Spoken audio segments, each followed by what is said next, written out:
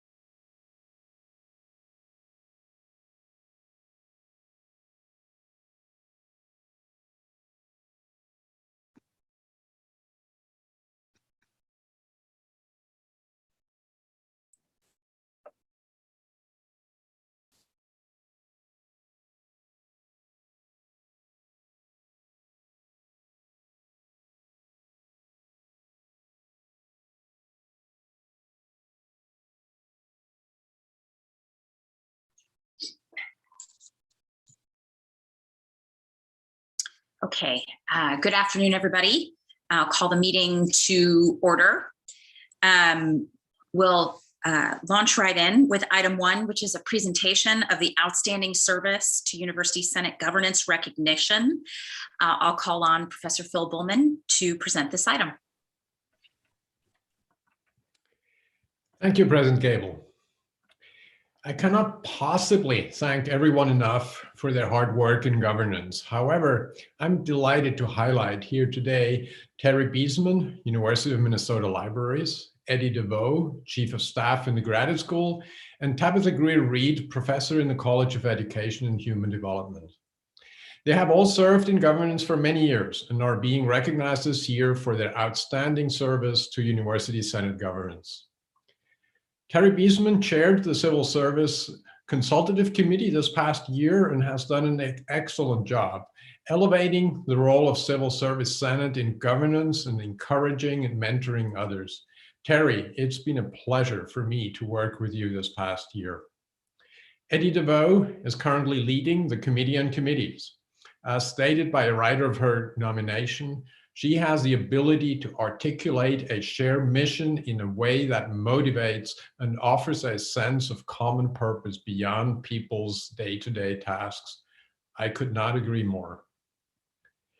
Tabitha Greer-Reed has served this past year on the Faculty Consultative Committee and the Senate Finance and Planning Committee. That is an unusual combination, but she agreed to do so to fill a vacancy that opened on very short notice.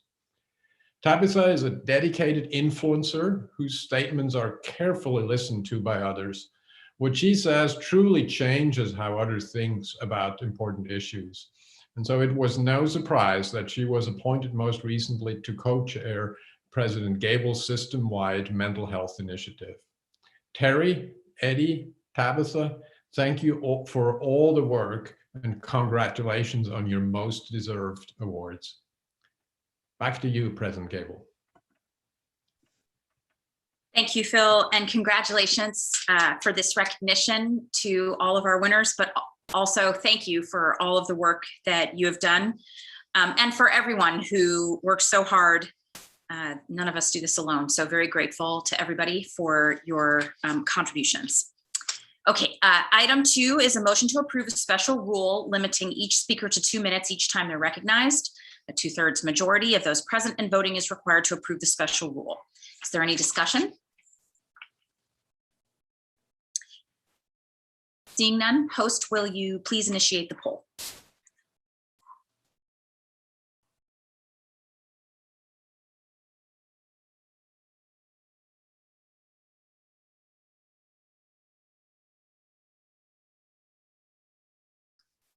I'll give about 10 more seconds if you wish to vote.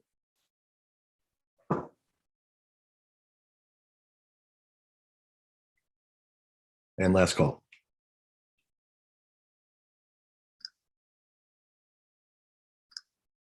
There being 167 ayes, 2 nays, and 3 abstentions, the motion prevails. Thank you. Okay, item 3 concerns administrative responses to Senate actions and is presented for information. There are no responses pending at this time. Item 4 is a list of recent faculty, staff, and student deaths that have been forwarded for announcement to the Senate. I invite you to observe a moment of silence while I read these names. Robert Bridges, Diana Buck, Julie Dobbs, Thomas Ted Fitch, Donald Giesemann, Sandra Keith, Yvonne Patterson, Sherry Peterson, Ryan Kolakovic, Felicia Faust, and Kyle Menard.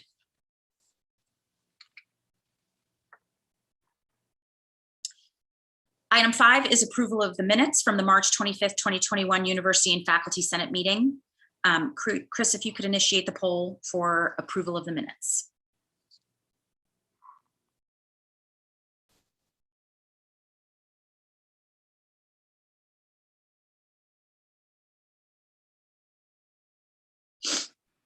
Once again, I'll give about 10 more seconds if you wish to vote.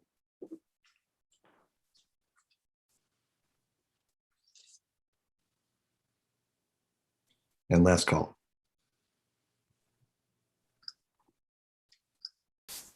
There being 163 ayes, 0 nays, and 12 abstentions, the motion prevails. Thank you. Okay, item 6 is my report. So I wish everybody a good afternoon. I hope everyone is healthy, safe, and well, and I welcome you to the last University Senate meeting of this academic year. What a year it has been. As I said earlier, I extend my gratitude to all of you for your work and your strength and your resilience. Although I know many of us aren't feeling very resilient right now, the collective effort clearly indicates otherwise. We do see some light at the end of the tunnel. We're not quite there yet, but the progress is notable. I hope you feel it too. And one of the things I'm most grateful for is how this community has supported each other as we make forward momentum. So thank you very much for that. Updates for you since we were together last. So obviously we start with the trial and the news Tuesday that Derek Chauvin was found guilty decisively of all 3 counts: second-degree unintentional murder, third-degree murder, and second-degree manslaughter. As we said in our campus statement after, the verdict is a measure of accountability, and we are hopeful that it gives some measure of comfort to the Floyd family, to the community, and to all those affected. But we also know that this is not the end, but in many ways a beginning. That it in no way gives us any desire to hold off from our work around equity and a just university community and the fight against structural racism. There's still a lot of work to do, and I want to assure this community that that's exactly how the administration sees it, as I know all of you do too. We also mourn the death of Daunte Wright, who was laid to rest earlier today. Also very traumatizing for the Brooklyn Center community, but for all of us in our community and of course everywhere, honestly. In the wake of that tragedy, I heard very clearly from our community about the need to accelerate our review of campus safety, that the pace at which we've been moving was not satisfying enough and was leaving a need in our community that we needed to address. Earlier today, I met with the FCC and shared some aspects of what we are accelerating in light of recent events, largely already addressed in Dr. Alexander's recommendations as next steps for policy review, in particular with a focus on mutual aid and multi-agency response and on concern with UMPD's ability to address calls that are related to mental health. These are very important issues. They were in the report, they were in the queue, but we are amplifying them and elevating them and accelerating them in light of these circumstances. The mental health component is also already largely addressed through training that UMPD does, but they have also added and are in the process of hiring a staff social worker as part of their response team, so that that can be a part of the way in which they respond to calls that have as their source or are related to a mental health issue. As we take these and other steps, we consider this a shared governance process. We have the new Campus Safety Committee for long-term work. We have the MSAFE implementation team as the bridge between the report findings and the work that went into that report and the more ongoing state of affairs. And between them, we see this as the way primarily in which we do consultation around these important decisions so that we make them together. I also want to highlight and acknowledge how incredibly stressful this time has been for all of us, but with particular acknowledgement of how all this affects our BIPOC community members, and remind everybody that we have a variety of resources available, largely identified on the Office for Public Engagement website: mental health support, curricular support, library resources, upcoming events. Along these lines, the ICW RIGS Collaborative is hosting a series of teach-ins. The first one was this past Monday evening, and we'll announce the next 2 teach-in dates soon. I hope you'll join us for these events. And I want to thank a lot of people, but I'll thank in particular Professor Melinda Lindquist and ask her to pass along our thanks to her team and colleagues for organizing these teach-ins. They are remarkable, and I strongly encourage you to participate. Sorry about the dogs. In addition to the serious topic around public safety, which I know we'll talk about in more detail, we're also monitoring around the pandemic, which continues to be with us. We are seeing clear progress in terms of where we were a year ago, that's for sure. We appreciate your patience around vaccination. As predicted, over the course of these last few weeks, a lot of the bottlenecks have opened up, not all of them, but a lot of them. And we're very grateful to our vaccine team from Boynton Health and the HERO Group, including Jill DeBoer, who we can't thank enough, who work with the state to meet our needs. The needs are evolving as vaccine availability and vaccine uptake, meaning people receiving the vaccine, grows. We're working very hard to make sure that that distribution is equitable and available. There are many parts of the statewide and federal vaccine distribution network that are starting to report that they have more vaccine than demand. We seem to have very quickly gotten to the other side of that. So if you're experiencing frustration with finding the opportunity to receive a vaccine injection, even with the Johnson & Johnson delay, it's starting to get better. Hopefully that is short-lived. And by the next time we're together, we're looking at this in a very different way. Based on this optimism, our plan remains to return to pre-pandemic levels in teaching, research, and service in the fall and other aspects of in-person and on-campus life. It probably won't be exactly like it was before. The provost will speak with you and has put out a survey. I know you have survey fatigue, but this one's quick about things that you may feel about what we want to carry over from the lessons learned during the pandemic. But in large part, we expect things to feel somewhat similar. We've come back recently from spring break. Since the last time we were together, this went very well. We communicated extensively with our students, who have been wonderful, with particular thanks to our CAs who work with the students in the residence halls. We incentivized testing with coffee coupons. That would work for me. And we are getting very positive feedback on how easy it is now to test. And that, boy, that has been such a change, and so very quickly. Testing still remains available. We encourage everyone to take advantage of it. All of our university community is eligible for the vaccine effective March 30th. We haven't been receiving as much vaccine as we would like to distribute, but that's getting better. And as many of you were able to do on-campus clinics through TCF Bank Stadium, we'll do more and more of those. Every time we get a distribution from the state, we can stand up a clinic. The ebbs and starts refer to the ebbs and flow around the distribution itself. One of the remaining components, though, around our return to pre-pandemic levels or life is the work from home transition. As you know, we extended beyond the governor's work from home through August 2nd so that everyone could make their plans and feel some semblance of stability or certainty amidst all of the uncertainty. HR, the provost's office, HR leads, and other shared governance committees are working together to think about what we will do after August 2nd exactly. Because for many of us, working from home was just fine, and maybe something that we may not have considered before, but maybe viable after. We want to make sure that we provide the service for our students and continue the mission of the institution while recognizing that new insights and flexibilities may be a real opportunity for us. And so that requires some review and some analysis and some policy review. And so that work is happening now, and we will update you as that work evolves.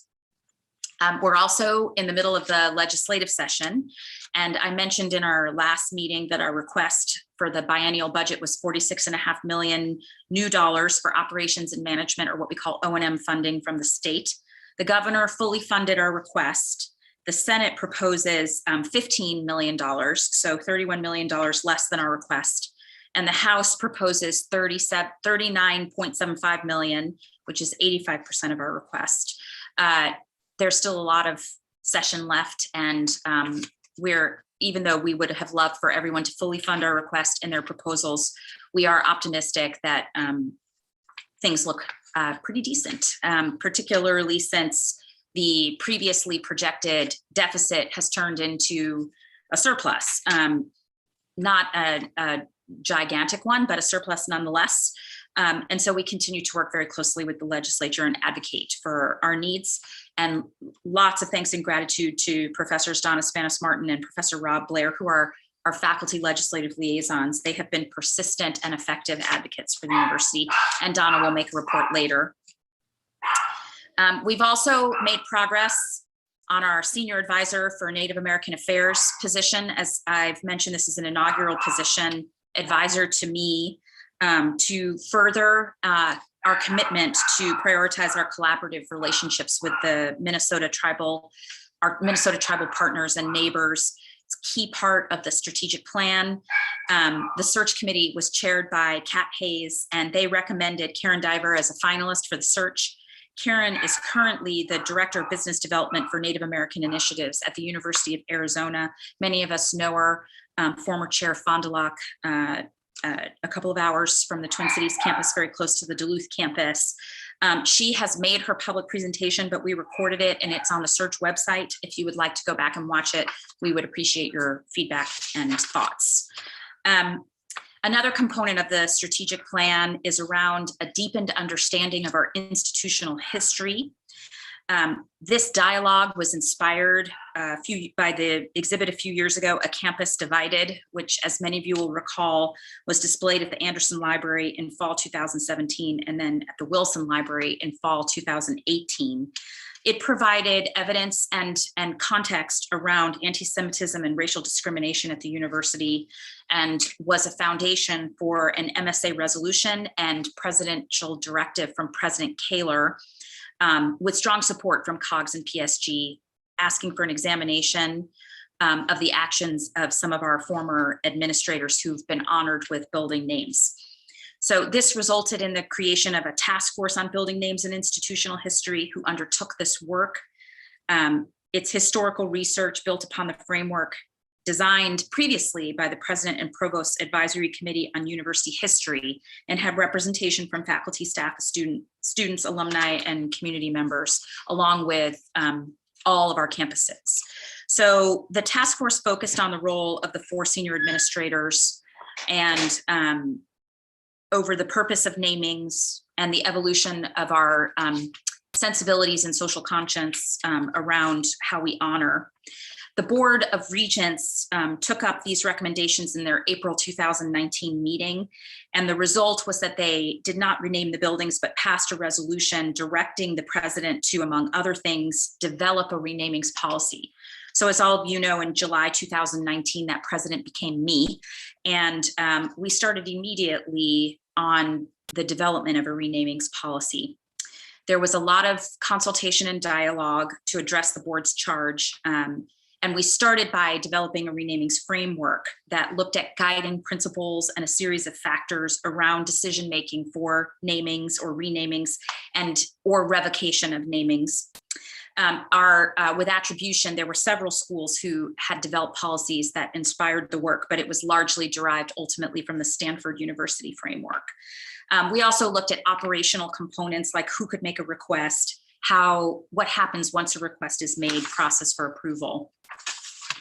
And we were fairly far along in that process around May of last year, and then George Floyd was killed, and we postponed the work, which had been up through to the Board of Regents for board review and was slated for board action, but it felt wrong to continue in the immediate aftermath of George Floyd's death, not only because it felt insensitive, but also because our thought process in the aftermath of that tragedy changed our point of view, expanded our point of view on what it would mean to set this up in a way that was appropriate and sustainable, not only for when we have things happen like the research that led to the Campus Divided exhibit, but also around the structures that lead to how people are honored in the first place.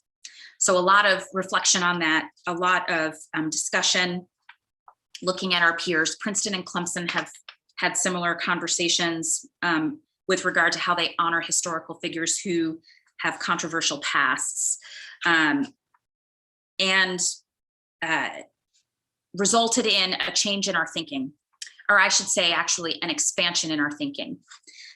So we think about how our campus is a landscape that reflects what we do well and who does it, our achievements as a community, the achievements of our leaders where appropriate, and that what we achieve and how we achieve it and who achieves it evolves. And that one of the things that we do really well as an institution is slowly but surely we make progress.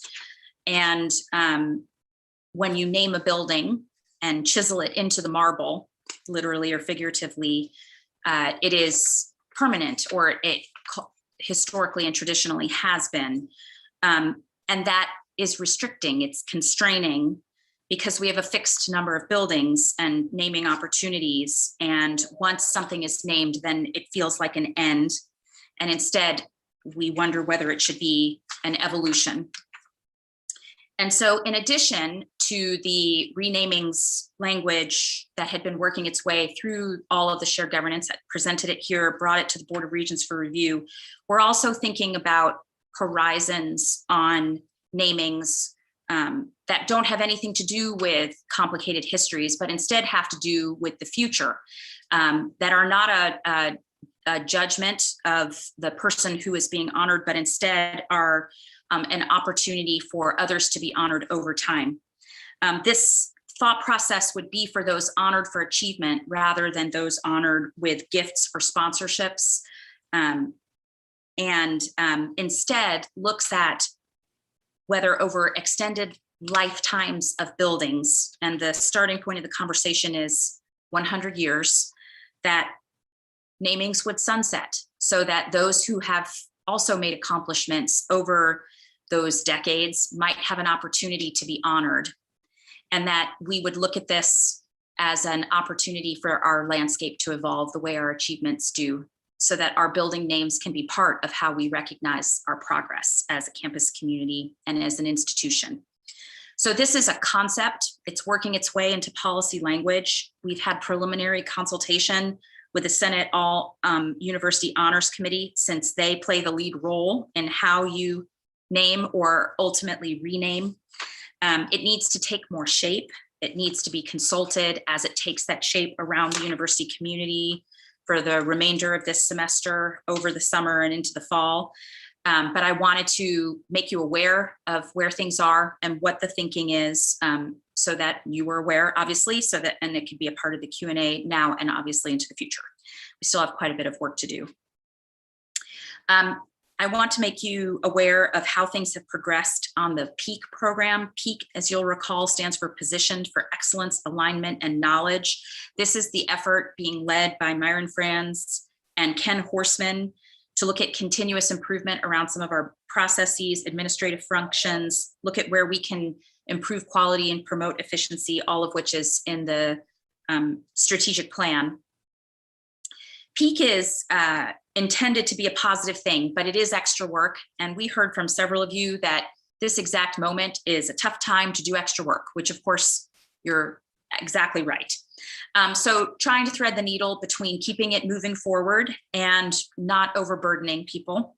The activity study is being extended until May 14th, and the supervisor review step is being removed. Hopefully that will help. This was discussed and done in response to your advocacy. We have had 300 people from across the system participate, so a lot of the work is well underway, but with this extended timeline, we think we can make things a little better. So I thank you for both the work that you're doing and also for your feedback.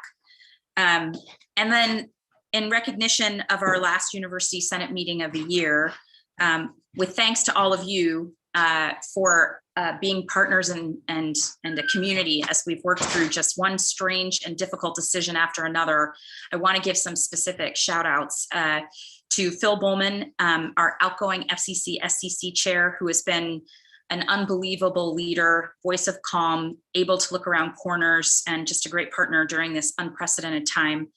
To Bob Goldstein for service as the University and Faculty Senate Clerk. He is going on sabbatical, well-deserved, runs things like it's easy. And I welcome Professor Rakna Shah, who is our incoming Senate Clerk. And the Senate office, Vicki, Bobby, Amber, Chris, Jeanette, and Jessica, who are rock stars. And I have to thank in my office, Bree Keeney, who helps me get ready for all of this. And there are others who I should thank, and of course, many who we thank in anticipation of the work that they will be doing next year, like Ned, but I thank you all, and I apologize if I left anyone off. And then I hope you'll join us on April 30th. We're having an event sponsored by the School of Music. It's a featured event in the Voice, Art, and Community series, Forging a Composer's Path in 2021 and Beyond with Gabriella Lena Frank. Dr. Frank is a composer born with high, moderate to near profound hearing loss, who will describe her creative process, which often reflects her own personal experience as a multiracial Latina. And with that, I'll conclude my report and go to item 7, which is questions. We have 4 pre-submitted questions, so I'll take those first. So first is from Sarah Lamb, who is Morris Faculty Senator, asked about a bill that has been introduced at the state legislature that would make people who engage in illegal conduct at a protest ineligible for state loans and grants, including student loans and grants. Our analysis is that this bill is highly unlikely to move forward. It has not received a hearing in the House or the Senate. At the same time, no bill is completely dead until the legislature adjourns, and so it could come back. We're watching this very closely, and we would oppose it, obviously, profoundly if it progresses. So I don't want you to worry about how the university would be expressing our opposition to this bill. The second question is from Emily McGuire, who's a student senator from the School of Public Health, who asked about UMPD involvement with the West Command Task Force and Dr. Alexander's report and recommendations. I spoke about this a little bit earlier, but there were several questions around this, so I want to go into a little bit of detail about this in anticipation of what I know many of you want to know. So the West Command Task Force, and we put this in some letters, so forgive me if I'm repeating, but I want to sort of level the playing field. The West Command Task Force was formed after George Floyd's death without the city of Minneapolis, because it is very normal and typical for different agencies to offer each other mutual aid. We do it all the time. Every time there's a football game, there's mutual aid. Every time there's a speaker, there's mutual aid. Anytime there is criminal activity in Dinkytown, the shared patrol is mutual aid. But we made a decision after George Floyd's death to limit that engagement with the city of Minneapolis, who was our primary partner for mutual aid. And so in the alternative, and with most of the other agencies in Hennepin County, their city councils or county commissions or other municipal oversight had similar decisions. And so those groups came together so that they could assist each other in this new way, in the post-George Floyd way. And that has happened many times in both directions over the course of the last almost year since George Floyd was murdered. We ask for mutual aid regularly, and we respond when we are asked to provide that mutual aid. Daunte Wright then is tragically killed a few weeks ago, and UMPD responded at the request of the Brooklyn Center Police Department, which is part of the West Command Task Force. I want to be very clear that our police made no arrests, used no crowd control agents, no pepper spray, no tear gas, no munitions of any kind.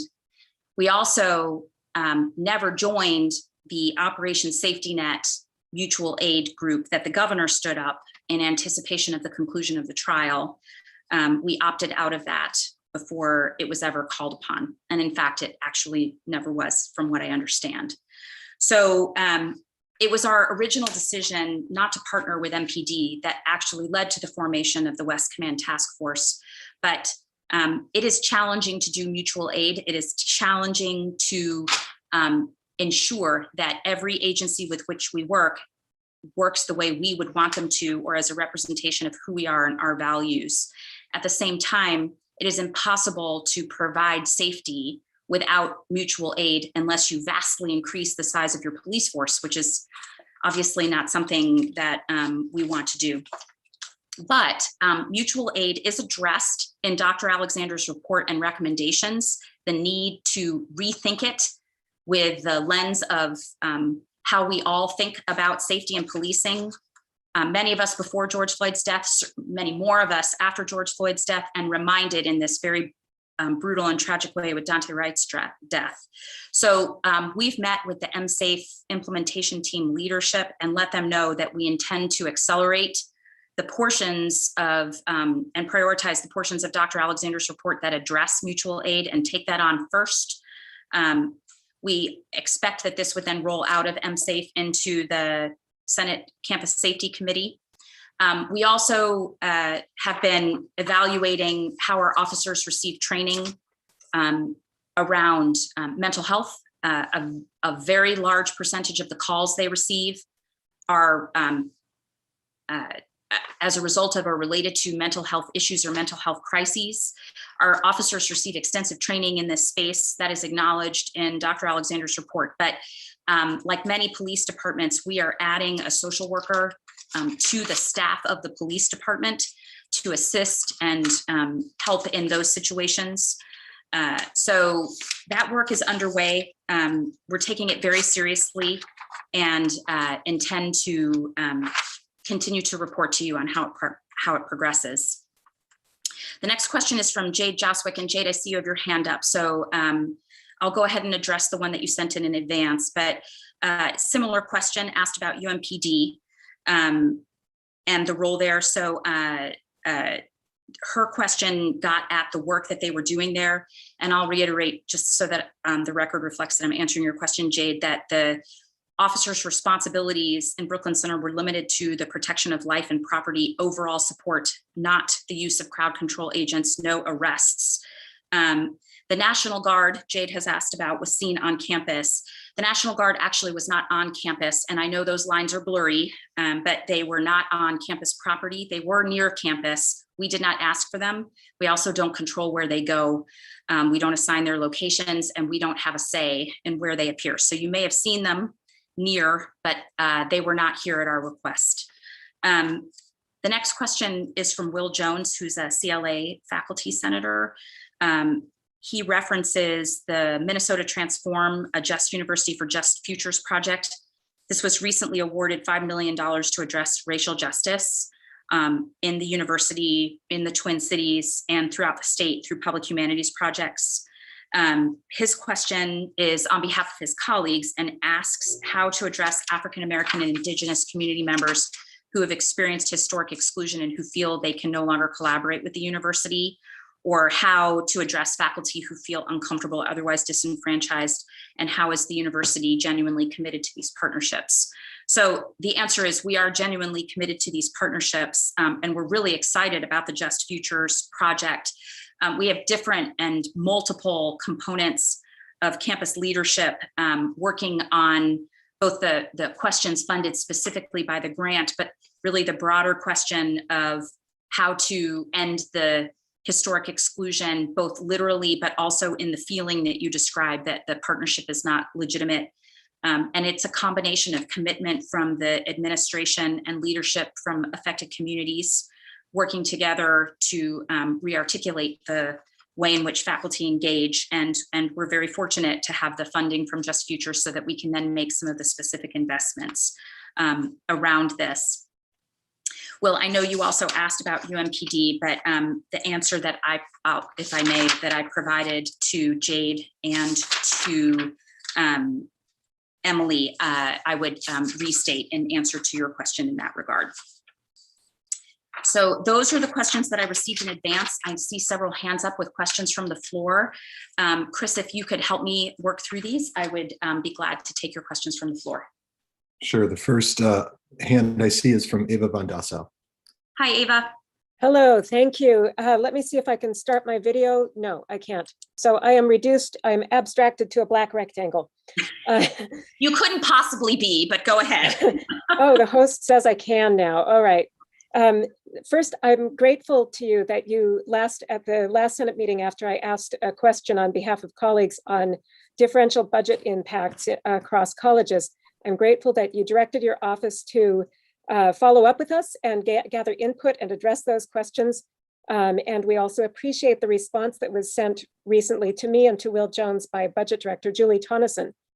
But we're dissatisfied with that response because it essentially outlines more differential budget impacts, for example, pointing to the fact that a unit heavily dependent on sponsored grants would suffer if key PIs leave, and a professional school that had high tuition couldn't raise tuition in order to raise salaries. But that's not the concern of our questions. We're concerned about pedagogy and about curriculum. And when budget cuts fall in instruction, students suffer and their education suffers. So with the differential impact of budget cuts in the College of Liberal Arts, resulting in cuts to instruction means, for example, that students would find that a course on race offered in the College of Liberal Arts would be under-resourced, no TA, for example, while a course on race offered in, say, the Carlson School or maybe CBS would be well-resourced with TAs and maybe other educational supports. That's the kind of inequity or inequitable result that we want to avoid. And 30 seconds. We don't think that inequitable result is a necessary result of budget strictures. So the question is, how about changing the budget model so that the academic mission shapes budgetary parameters, not the other way around? That's a heck of a punchline there, Ava. The ultimate answer is there's no across the board answer. I'll have to re-review Julie's response to you so that I can understand better exactly how to be able to respond to you more substantively than I can right now. But we can do the research and get back to you the way we did in between these two meetings and see what we can do there. I'd have to look at the second stage of analysis that she did, which I don't have in front of me, but I'm absolutely willing to do so. Thank you. We look forward to following up. Thanks, Ava. The next person is Rebecca Jacobson. Rebecca. Well, good afternoon, everybody. My name is Rebecca Jacobson. I'm a CLA student senator. I'm also speaking to you as one of the many students who was arrested last week and held on an unconstitutional hold at Hennepin County for over 40 hours. So obviously a little bit exhausted and disappointed in response to that so far. But actually what I'm asking about today, President Gabel, is if you could speak further on what specifically spurred the erection of barriers outside of UMPD over the weekend, especially given that every single demonstration that students have held there have been more than peaceful and there have been no issues whatsoever. And the only issue there's been is actually a militarized police force meeting us. And could you then answer why administration took such quick steps to protect a building but has been dragging their feet to implement student demands for police reform, such as CPAC, demilitarization, and leaving the West Command Task Force, or supporting students such as myself who were arrested and held in jail and therefore couldn't go to class, couldn't complete assignments, and are now playing a game of catch up, just trying to rebuild our lives after being unjustly held for 40 hours with no administrative response whatsoever, no support from the University of Minnesota. And for many of us who are political science students who are taught here at the University of Minnesota the importance of protest and upholding our constitutional rights, no support whatsoever from the University of Minnesota. Super frustrated, of course, speaking on behalf of the many students who have been arrested in the wake of George Floyd and Daunte Wright's not killings, but murders at the hands of Minneapolis police. Thanks. Thank you, Rebecca. So the barricade around UMPD was not put up as a reflection of student protest. It was put up because the building was threatened and received a legitimate and credible threat towards its destruction. And so a barricade was put up and was immediately taken down when the threat was removed. It was in no way in an attempt to limit the voice of students who have peacefully protested there. And as you'll recall, in the first protest of relatively recent times last spring, when the police did come down in tactical gear, I issued myself an apology for the overreaction of the police department then, not to excuse it, but it wasn't the appropriate response, and it has not been their response since. With regard to the student expectations and demands, or the ones that we have received from different student groups, we have responded. We haven't done everything that the students who have issued those demands have asked us to do. That does not mean that we haven't done anything at all. What we've done is use the shared governance process, which can be slow. There's no question about it, but it is the way in which we make policy change on this campus. We did an external review. We've already started to make some of the changes recommended in that review. That review was consultative. And now we've stood up the appropriate committees as recommended by that review. We're working with the Senate and the Campus Safety Committee, and we're working with the Board of Regents, who has ultimate responsibility. So I recognize that that is not always satisfying, but it is how we do it. And it is how we are doing it. And we have had some changes come through that process, and we expect to see more. So with regard to the support upon you experiencing arrest and being detained, I mean, I am saying this only so people understand that the arrests were not done by UMPD. That doesn't mean that you don't need support. And so I'm distressed to hear that you're not receiving support from your advisors or through the resources that we've made available. And I'll talk to my team about that and see how we can communicate better, because my expectation is that we would support you as you both catch up academically and recover personally and emotionally.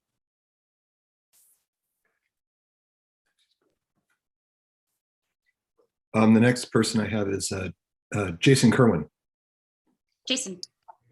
Hi, Jason Kerwin. I'm a faculty senator from CFANS and assistant professor in applied economics. Thank you so much, President Gabel, and to everybody else who was involved for all the advocacy to try to secure vaccines for the campus community and to get them out to us as quickly as possible. I would like to ask, can you please mandate vaccinations for students to attend class in the fall and for faculty and staff to work on campus? And the reason that I see that as important is because there also needs to be medical exemptions for people who either can't get a vaccine or who are immune compromised. I intend to teach in person. I'm fully vaccinated, and it's going to be fine for me. It's going to be fine for my family. But there are going to be people for whom the vaccines fail, who live with immune compromised people, who are immune compromised themselves. And if we don't want them to be excluded from participating in class and in their education, then we need a vaccine mandate for everybody who's capable. And so that's my request. Could you please do that? Thank you, Jason. So I'm going to disappoint you and say that while the vaccines are only approved under an emergency use authorization from the FDA, we cannot mandate them. Until they receive full FDA approval, it's not even an option to mandate them in the state of Minnesota. So the answer is, for now, that it's not even an option. If that approval comes through, then we would work through the governance process to make this decision in consultation with MDH and our and the team that has been supporting this from a medical point of view, medical and epidemiological point of view, since all of this began. I share your frustration. I have immunocompromised members of my own family. It is of great concern.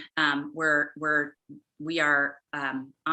navigating, and I know that's dissatisfying, but I do want to be honest and transparent with you about where we are. Can I ask a brief follow-up question, please? Sure. I'm wondering if we can begin the governance process, like conditional on full approval, and say like these will be required as soon as they're fully approved. We can do some of that. There is also a legislative process that would have to happen concurrently. So we can start some of it, but I want to manage your expectations on some of the limits as well. Thank you so much. Mm-hmm. Next question. Next, I see Jade Joswick. Hi, Jade. Hi, President Gable. Jade Joswick, she, her pronouns. I'm a CLA student senator. Thank you for answering my earlier questions. One of them wasn't answered, but I think Rebecca kind of covered it mostly. So my question is kind of in regards also to Jason's question about students who are not able to be at campus and whether they're given accommodations, specifically international students. So my question really is, what is the university doing to support international students from, say, Brazil or China who can't get a visa in the fall? Will they be accommodated? Considering that the university is supposed to be all in person, and why has the university not issued a statement regarding these issues to these international students? Yeah, that's a really, really good question, and extraordinarily complicated because and it is in many ways that the pandemic in its early days exposed disparities domestically. The vaccine distribution is exposing some international disparities and challenges. So at the beginning of the pandemic, for our students in China and some other countries where we had a sufficient concentration of students where we could develop partnerships, we've done a lot of work with all of our international students, our International Student Services Office, to make sure that students could study online, and if they couldn't, how we could accommodate. There was a lot of one-on-one work, and then where there were larger groups of students, like in China and Brazil, where we have really pretty significant numbers of students, we were able to set up even remote campuses in some cases for them, so that they could stay on track and on schedule during the pandemic. As we start to open the doors, we're hoping that the embassies will open up in a way where visa distribution is possible. But given how long visas take, we're getting to the point in the next, I don't know exactly, sooner rather than later, where it's probably too late for a student to be able to get a visa and arrive right on time in many parts of the world where the embassies have not reopened. And so my assumption is, and what we're planning, is that we would do a version of what we did last year so that students can stay on track. We haven't done a campus-wide announcement, like it hasn't been in one of those, we call them dailies, because in the beginning, you'll remember we used to send them every day. Now they're less frequent, although I know many of you think they're still too frequent. But the emails that I send out with announcements haven't included anything addressing international issues since the travel ban was put in place last spring. But we are communicating directly with international students through the International Student Services Office so that they understand what we're working on and we can meet their needs. Thank you. Thank you. All right, I see two more people in the queue. We'll go with Will Jones, followed by Scott Creer. Hi there, Will. Hi, President Gable. I'm unable to start my video. I really appreciate your response to my question and the ones from other people. This is but I wanted to clarify a few things, because this is something that I'd like to report back to my colleagues. So these are colleagues who are working on the Minnesota Transform grant, and their concern is actually that the actions of the UMPD actually put the grant in jeopardy, because they are concerned that their community partners, seeing those actions, may pull out of the grant. They explained that when they tried to put together the team that wrote the grant, they actually lost several potential partners based upon the feeling that the university has a history, not just of excluding and exploiting people, but using things like this as a sort of fig leaf to sort of put up a progressive image that's not actually confirmed by the actual behaviors of the university. So they, the people who came onto the grant, the community partners, came on after a very long process of walking them through and sort of trying to demonstrate a genuine commitment to a substantive change.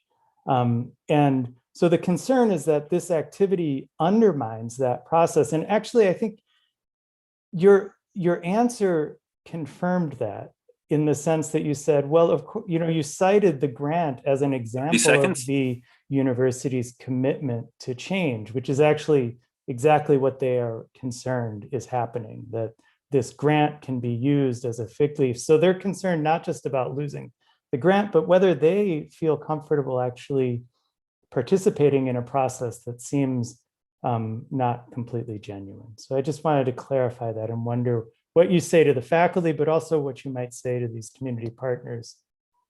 Yeah. Well, I understand why they would have the concern. And I want to be clear, if I said that the grant was evidence, that's not how I see it. And only speaking for myself, I see the grant as a way to facilitate the work that needs to be done, that it creates resources so that when you come to conclusions of particular steps that might be undertaken, the resources are available. So I don't see the grant as proof. I see the grant as an enhancement of the opportunity, a substantive tool, if you will. We are not perfect, right? Their progress is very rarely perfectly forward. It is occasionally a 2 steps forward, 1 step back process. And so I won't claim that I won't argue with you as to why recent events would cause concern.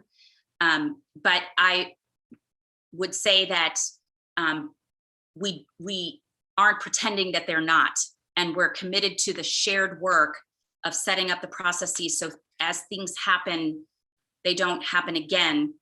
And the way I see some of the futures work and some of the other things that we're doing as well is in this bigger picture question that we fix the specifics as they happen, but we also need to have in parallel, concurrently intersecting bigger question work around the true nature of what it means to be equitable, that isn't example based, but is more values and based.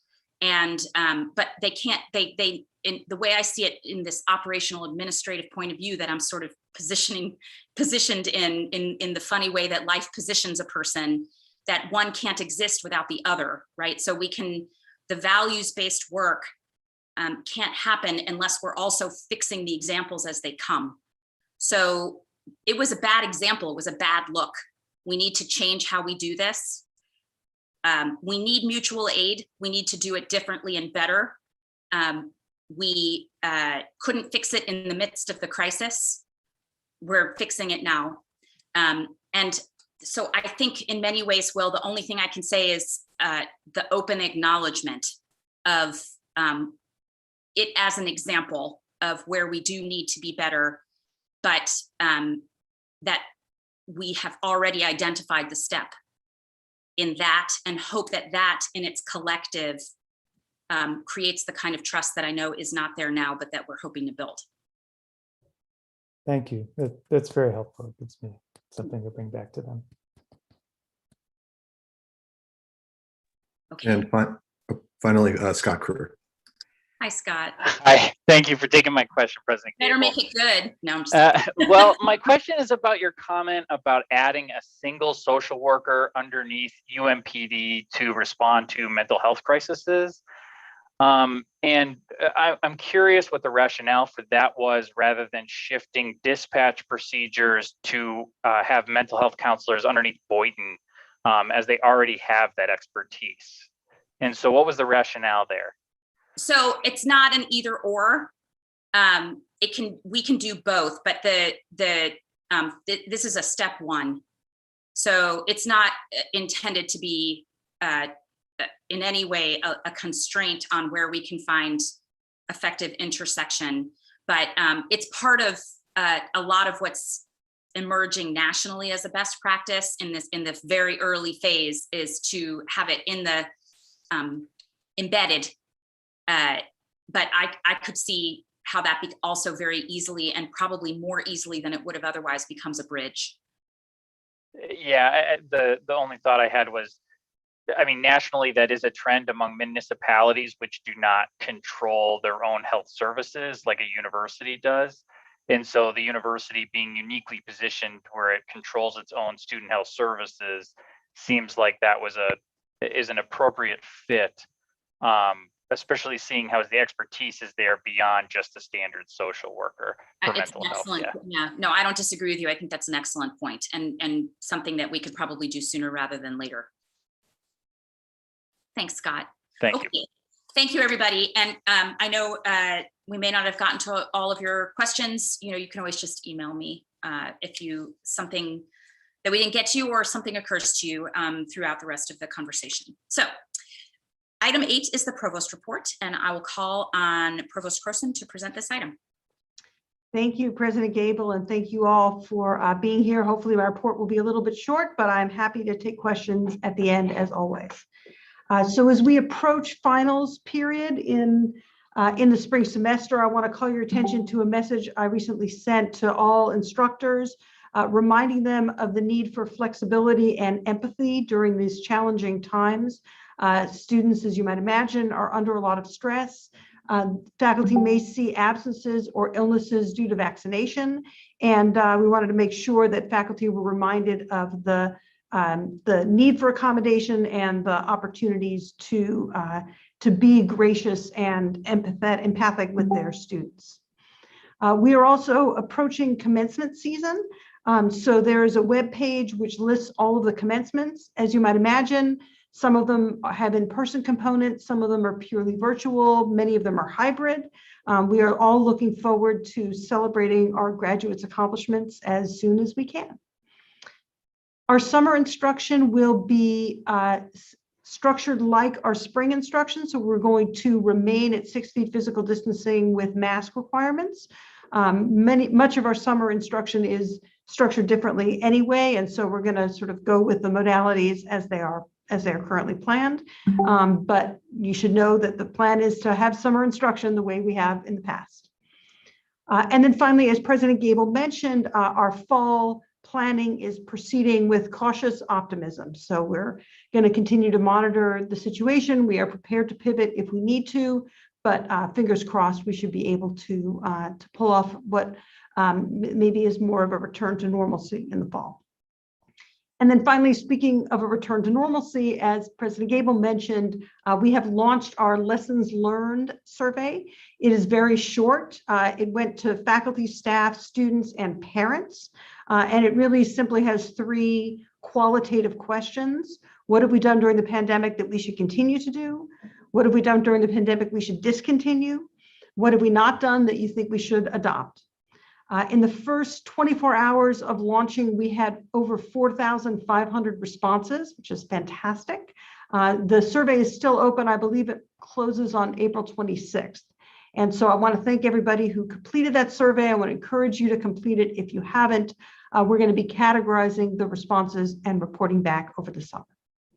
So with that, I'm going to pause and I'm happy to take questions. Questions for the provost? The first hand I see is Jennifer Rowe. Hi, Provost Croson. I am a faculty senator from CLA. I have a question that sort of combines earlier concerns raised by Jason Curran and Jade. And this has to do, I think, with your March 12th communication about fall 2021 instruction. And throughout the pandemic, I've really been appreciative of the ways that you have insisted on faculty autonomy in determining their modalities, and a lot of, there's a lot of competing interests, and I know that it's been a difficult situation. My question has to do with the interpretation of your directive and moving face-to-face.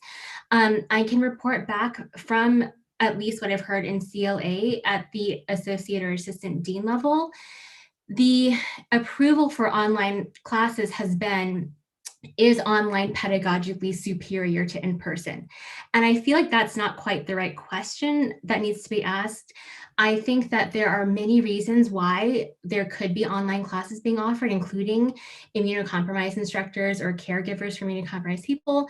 And also, as Jade pointed out, some students may not just physically be able to come back to campus fully vaccinated quite so easily. And so, I would just like if you could maybe verbally clarify and maybe messagely clarify to the colleges about how the online versus online approval process could work.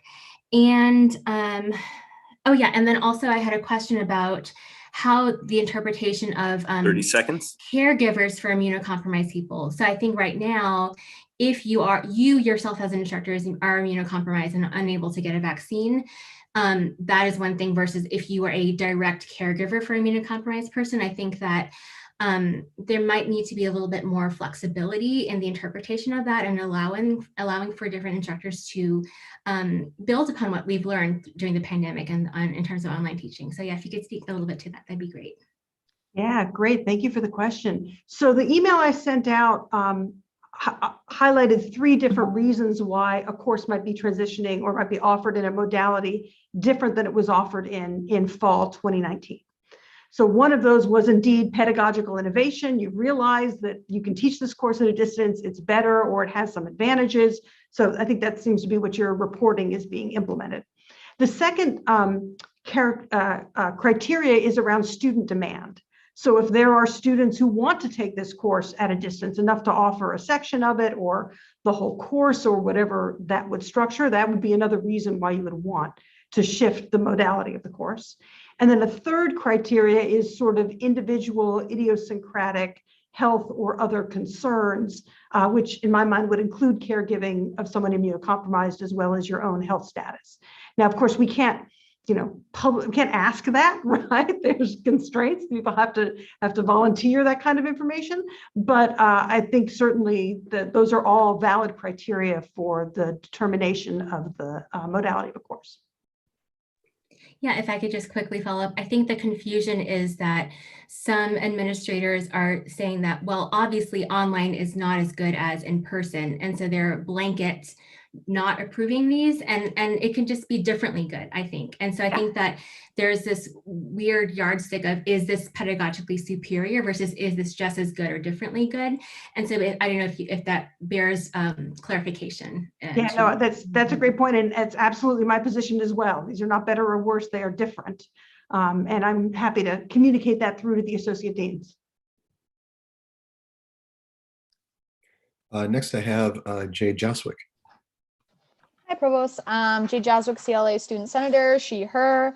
So my question is in regards to accommodation for protesters, both students and staff. And I'm just wondering what your office has communicated to faculty about providing accommodations for student and staff who are protesting, whether or not they have been arrested or not. I know that there have been a lot of students, a lot of my classmates who have been protesting every single day. And not only is that physically and emotionally draining for them, but it takes up a lot of time. And obviously with school, it also kind of piles on. So I'm just wondering what your office has communicated to faculty.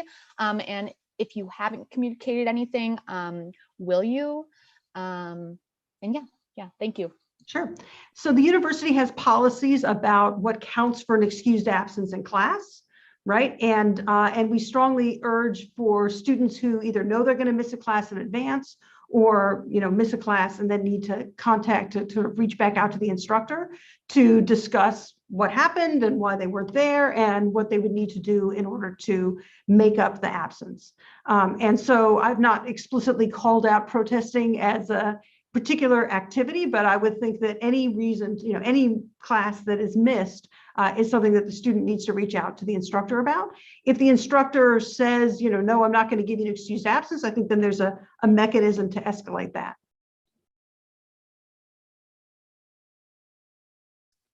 The next question I see is from Aaron Heath.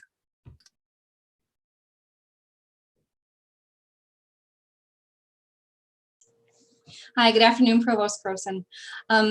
As you know, we have been having some discussions regarding staff who are going to be at commencement for in-person. And we acknowledge and realize that it's really difficult to balance online and face-to-face and how we all want to celebrate. But I'm wondering if you could tell us more about who will be staffing those in-person commencements. Yeah, great question. So the short answer is it varies depending on the unit. At some units, commencements are staffed by volunteers. Other units, it's part of somebody's job. I have urged the deans, and they have heard not only from me, but from many others, of the need to be flexible and to ensure that no one is forced to come to staff commencement if they're not comfortable doing so. So far, I think we've been pretty, we've had a lot of success in having people, having enough demand, enough people willing to come and serve in that way to celebrate with our students, that there hasn't been, at least as far as I've heard, there hasn't been any arm twisting or any inappropriate pressure placed. But I'm also happy to hear if you have examples of that happening. Okay, thank you. I do have one quick follow-up if it's okay. Yeah. So regarding the staff who have it in their job description, is it those who have it as a core responsibility or those who have other duties as assigned at the end of their job description? That is a great question. And I have to admit, I don't know, right? It would vary, I think, depending on the college and on the staff member. And I'm not sure I could get that information other than kind of going staff member by staff member. Okay. Yeah, I mean, if there is a way, I mean, as we've talked about, we just want to make sure that the voluntold component is not happening. But if we can follow up on that, I'd appreciate it. Sure. Thanks. Next, I have Ava Von Dassel. Thank you. I would like to follow up on Jennifer Rowe's question with regard to the option to teach online in relation specifically to the question whether or not there will be a vaccine mandate. Several colleagues of mine have raised this in faculty meetings, faculty in the College of Liberal Arts. I'm sorry, I forgot to clarify, but it's obvious I'm a faculty member in CLA.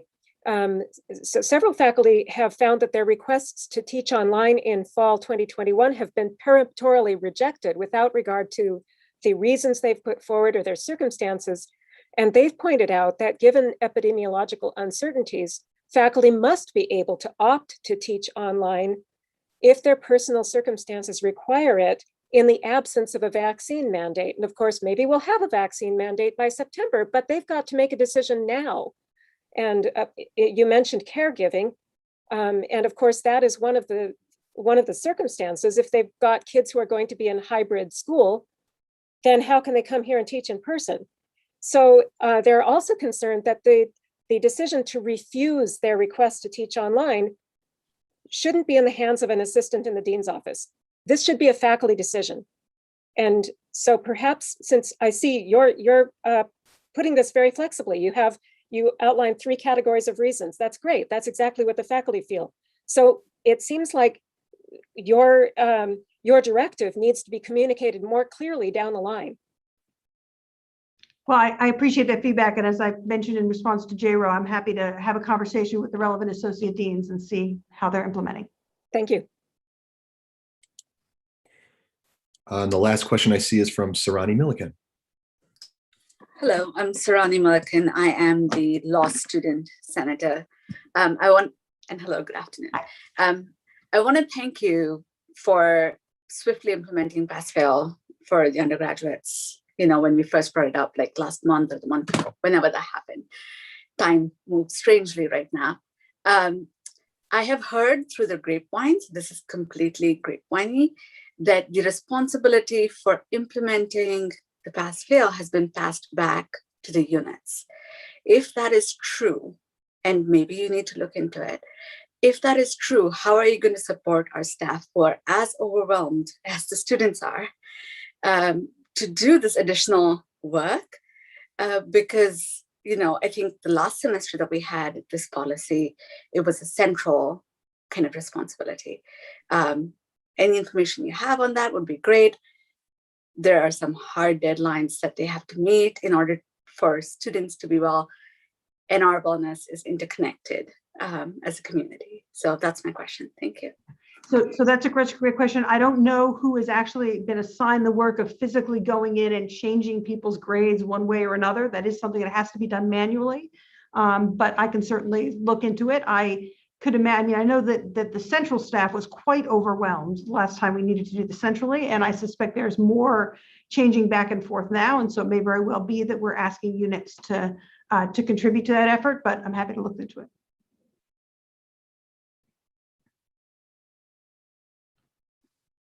Okay, thank you, Rachel. All right, moving on. Item 10 is the FCC-SCC report, and I will call on Professor Bullman to give this report. Thank you, President Gable.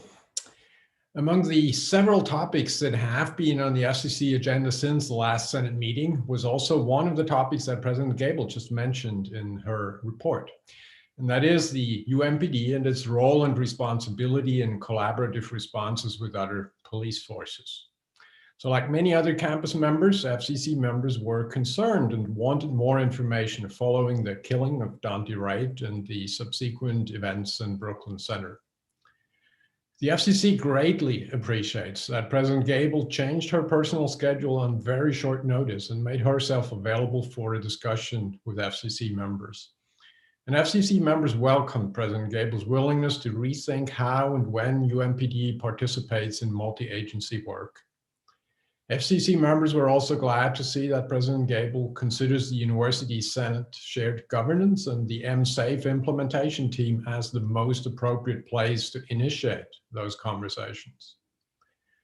In the discussion of President Gable with FCC, there were a number of questions and suggestions from FCC members about policies and guidelines relevant to multi-agency work involving UMPD. But I want to emphasize that notably, FCC members did not question the need for UMPD to collaborate with other policing forces, as there are events where they need that collaboration to do their job. So thank you, President Gable, for an open and honest conversation, and thank you for listening to us. Switching topics. As mentioned previously, Senate committees are not expected to meet through the summer. You all need a very much deserved break. But I can assure you that the Faculty Consultative Committee and the Senate Consultative Committee are the exceptions to the rule. Both committees will continue to meet over the summer on a per-need basis, and so we do not want to fall behind on any of the urgent topics. So feel free to continue to share your input with FCC and SCC leadership. We will listen to you, even if it's summer. This being said, my role as chair of the Faculty and Senate Consultative Committees is ending June 30th, as President Gable mentioned. So serving as FCC and SCC chair has been a true privilege and has given me an incredible extent of firsthand experience in how our university works. And an experience that, in all honesty, makes me really very optimistic for the future of our institution.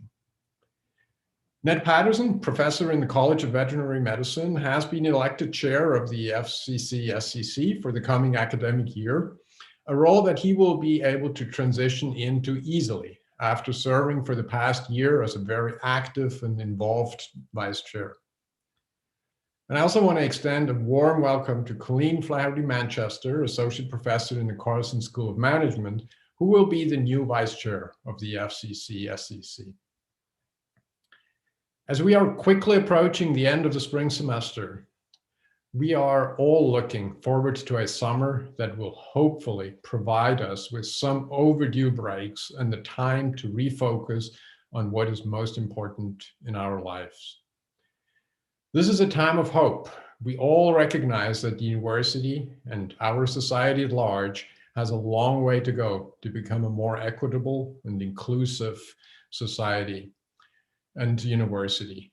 But the collective sigh of relief following the announcement of the Chauvin trial outcome surpasses for many of us anything that we've seen before.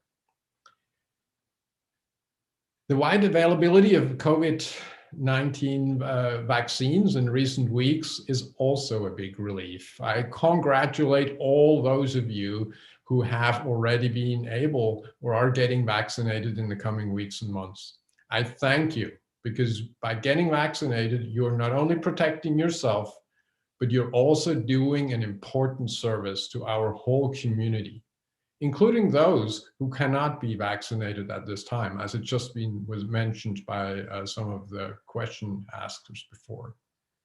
So thank you, and a big thank you also to all the members of the university community who have been involved in the vaccination effort and are making it happen every day. Thank you all. And with that, back to you, President Gabel. Thank you, Phil. Item 11 is the Faculty Legislative Liaison Report. And so I'll call on Professor Spanos-Martin to give this report. Donna? Thank you, President Gabel. I'm trying to start my video here, but that's all right. As President Gabel stated, the Minnesota House and Senate have now both passed their higher education omnibus bills. Governor Walz has recommended that our full request of $46.5 million be granted, which is what we will continue to advocate for. The Minnesota Senate bill proposes the university will be given $15 million, which is $31 million less than our request. And the House bill proposes $39.75 million, which is $6.75 million below our request. The conference committee members have been selected, so Rob Blair, the other faculty legislative liaison, and I will be meeting with the university's government relation team tomorrow afternoon to strategize how faculty and faculty legislative liaisons can best be utilized to advocate for funding the university's budget request. So you may be hearing from Rob and me in the near future, especially if you live in the district of one of the conference committee members. The House Capital Investment Committee released its 2021 omnibus bonding bill, recommending $32 million in higher education asset preservation and replacement, or HEAPR funding. Governor Walz has recommended $56.9 million in HEAPR funding, and I don't think the Senate Capital Investment Committee has released their bill yet.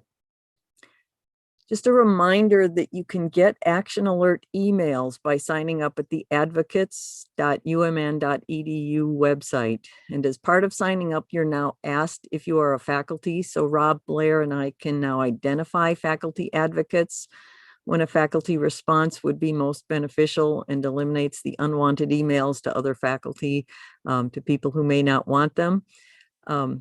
I will also state that Rob and I are not a substitute for you getting to know your legislators and just talking to them or writing to them and telling them about the work you do for the university or at the university. They need to hear from you. They want to hear from you. They want to hear your U of M story. And that's one of the most effective ways you can advocate for the university, just getting to know them and telling them about the work we do here. So we thank you for your past advocacy. And with that, I'll turn it back to President Gabel. Thank you, Donna. Okay, item 12 is the approval of the Twin Cities slate of candidates for the FCC. Is there any discussion regarding the slate?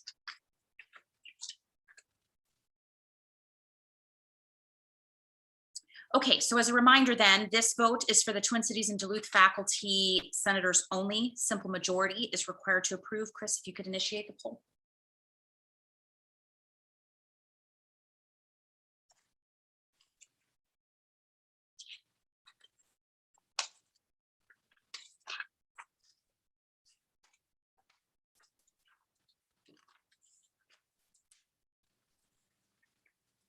You have about 10 more seconds if you wish to vote.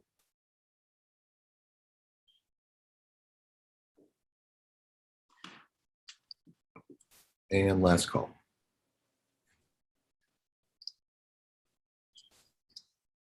There being 106 ayes, 1 nay, and 11 abstentions, that motion prevails. Okay, thank you and congratulations. All right, item 13 is approval of amendments to the administrative policy called copyright ownership. Are there any questions or discussion?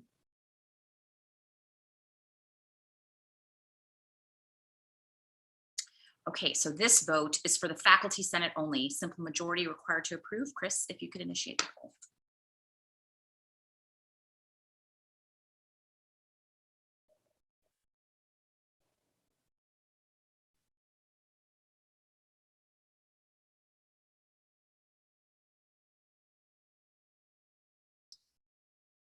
Once again, I'll give about 10 more seconds if you wish to vote.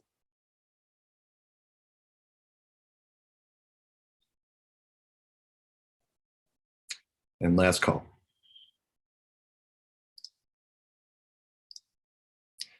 There being 95 ayes, 1 nay, and 20 abstentions, that motion prevails.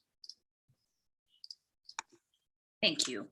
Item 14 is approval of amendments to a number of educational policies. So these policies are being grouped together because the changes were minor and uncontroversial. They've all been approved by SCEP and the FCC. Is there any discussion?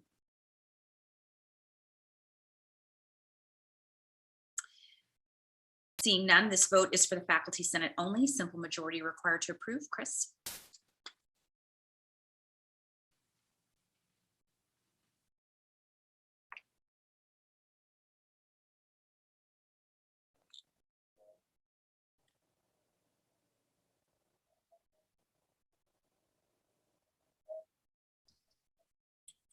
This is your 10-second warning.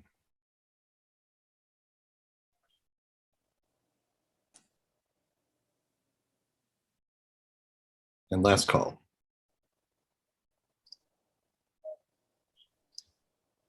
There being 101 ayes, 1 nay, and 7 abstentions, that motion prevails. Thank you. Item 15 concerns an amendment to the University Senate rules to add ex officio membership to the Campus Safety Committee. Is there any discussion?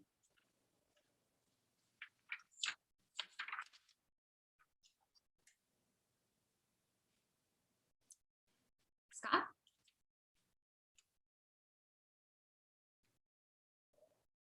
Scott, you're muted. I was waiting to be called on. I'm sorry? Hello, I was waiting to be called on. Yes, Scott? Hi, so my name's Scott Petty. I'm the graduate student senator from CFANS, and I'm one of the authors of the bylaws amendment to create the Campus Safety Committee. So I was wondering if we could have a little bit of a discussion. Well, it's possible I just don't know how to read these. So I read it as that one of the ex officio members will be appointed by the Senior Vice President for Finance and Operations, and that the committee is recommending that the Senior Vice President name him or herself institutionally to serve on the committee. That would mean that a representative from UMPD would not be named as an ex officio member. It's possible I'm just misreading these and don't really understand how to read them properly.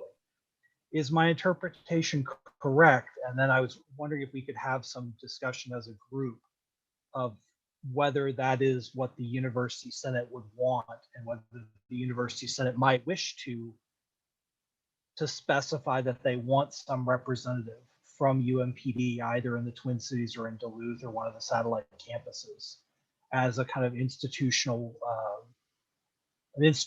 participant on the committee. Okay, thank you. I'm gonna send this question to Eddie DeVoe. Eddie? Thank you, President Gable. Scott, the intent of this first round of recommendations is to name, and I'm going to be specific to your question, the VP for Finance and Operations, who can send a representative. The committee is taking additional recommendations and will come back with those. Thank you so much, Auntie. I meant to reach out to you during the week, but things have been a little hectic in my personal life. I certainly understand. Okay, thank you both. Any other discussion? Okay, Chris, can you initiate the poll?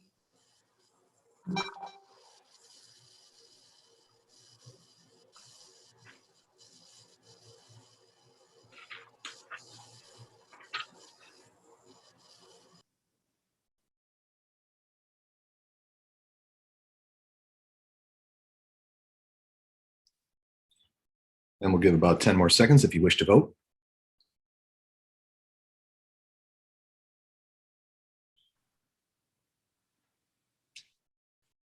And last call.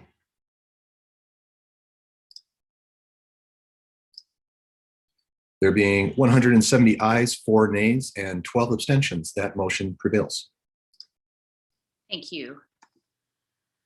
Item 16 concerns resolutions regarding demilitarization of university police forces. So just a little background since the last time we spoke about this. This was originally presented as one resolution. We had an extensive discussion about it at our last meeting. And as part of the response to that discussion, Briggs Topol, who has crafted this, has been working very hard and has split it into 7 separate motions. But in the interest of time, we're going to discuss all the motions together. Then after the discussion, we will hold 7 separate votes. So I know this is atypical, but these are atypical times. So linked from the docket is a Q&A sheet from the Department of Public Safety and UMPD. And I'll call on Senior Vice President Franz to speak briefly on this prior to the general discussion. I also want to tell everybody that this is a complicated and emotionally charged discussion, and we appreciate that, and we don't shy away from that, but I will respectfully ask that everyone keep comments on the topic of the resolution and not make comments about each other, and then also to wait to be recognized before speaking. So as we did last time, we're going to call on speakers, a few speakers in turn, and then we will open it up for discussion. So first, Briggs, if you'd like to introduce this. Sure, thank you, President Gable. And please be aware with me, this is the last time I'll ever get to speak publicly on this, and I've worked on this for over a year, so please entertain me. Oh, here we go, start my video. Hi, everyone. Good afternoon, everyone. Named Briggs Topol, and I serve as the chair of the Student Senate and the SSCC. Today, I present to you a resolution to demilitarize the University of Minnesota policing forces, and I ask for your support today during the vote on each of these individual recommendations. But in order to fully express the need for each of these recommendations, I'm going to provide arguments for each. On the first recommendation, it is vital to ensure that all feel safe on our campuses. However, marginalized communities are subject to the knowledge that those who have sworn to protect us are capable of utilizing AR-15s at a moment's notice. While these weapons are meant to be used in active shooter situations and the most dangerous of situations, instead they've been utilized twice within the past year of each other to respond to peaceful protests that our university community has participated in. Thus, the necessity of these weapons is called into question. By voting to recommend the divestment of the police of these military-grade firearms, it is a signal that the university understands the harm these weapons have imposed on marginalized communities and is taking a stand to welcome all people to feel safe in our campuses. The second recommendation is closely tied with the success of the first recommendation. For clarity, if the first recommendation is not passed today, I will be withdrawing the motion to consider the second recommendation. However, after recommending the divestment of military-grade firearms, the university must take one step further to demonstrate our dedication to amplifying the success of students who have been historically marginalized by the police. This is done by taking the funds that have been used to obtain and maintain military-grade firearms and redirecting it towards programs through OSA that will help those who have been harmed by these weapons' presence on campus. The third recommendation is the direct extension of the recommendations proposed in the Dr. Alexander report. This report stated the importance of demilitarizing through a collaborative process, and this recommendation creates more specific language on how to do so. Let's be clear on the intent of this recommendation. This recommendation does not ask to take away coffee cups, cop cars, or even flashlights as some have proposed. Instead, this recommendation asks for the complete audit of every item in our policing department, gives the results to administrators who shall then consult with key stakeholders, aka you, on what should be done away with and what should stay. This is the recommendation that gets the ball rolling on further demilitarization that will happen over the course of time and won't be enacted overnight. Full stop. The fourth recommendation is crucial for the longevity of all of these recommendations. Yes, our policing forces currently do not utilize the 1033 program. Fantastic. However, there's nothing stopping them from deciding to utilize it tomorrow, next week, next month, or even next year. By voting yes on this recommendation, you have the power to recommend that those in our policing force should not be able to utilize these types of programs that can further their ability to gain access to equipment directly from the military. The fifth recommendation stops police officers from being able to bring in their own military-grade firearms and equipment from home. These officers should only be able to utilize the equipment that we provide. Again, let us be clear, this recommendation is not attempting to stop police officers from buying and using the latest and comfiest version of black combat boots from Dunham. No, instead, this recommendation is intended on stopping police officers from being able to bring in their own AR-15 or their own type of handgun rather than using the department-issued version. This recommendation mainly closes the loophole that is provided to the UMDPD Department Policy Handbook, not UMPD. The sixth recommendation is recommending gaining data on the number of times a police officer unsheaths a handgun from their holster. This recommendation is critical to further transparency between the university community and our policing forces, while also providing information on the seventh recommendation. During the interaction between Chauvin and Floyd, Chauvin used his handgun as an intimidation tactic and put it directly in Floyd's face. At the latest traffic stop of Lieutenant Karen Nazario, cops had pulled out handguns and pointed them directly at the lieutenant.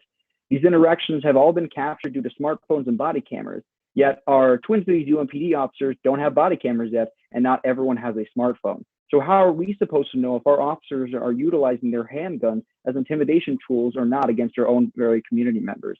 Asking for the report to be made anytime an officer unsheaths their weapon and making monthly/yearly data available to the public on this topic only seeks more transparency around how these weapons are being used and how often our officers are relying on them.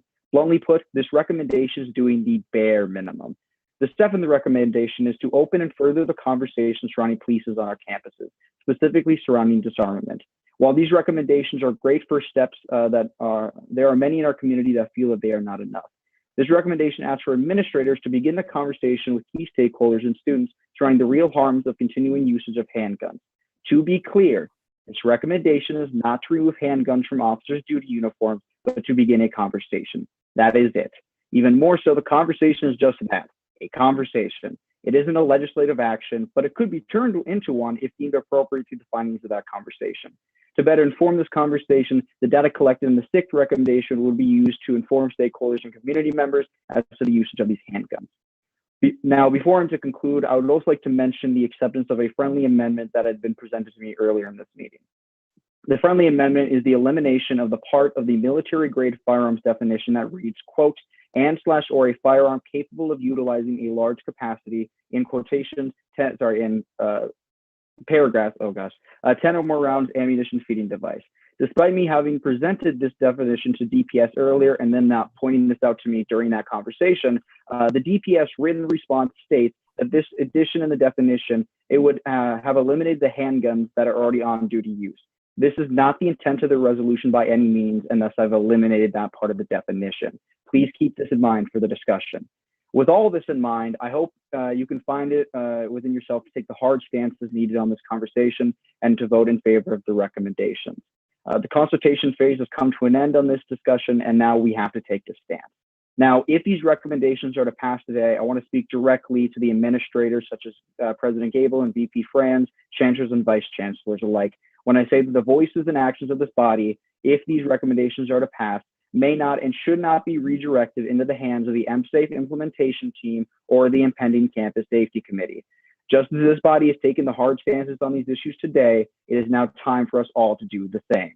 We have all had more than enough time to think and ponder on these issues, and now it has come time to act and implement change.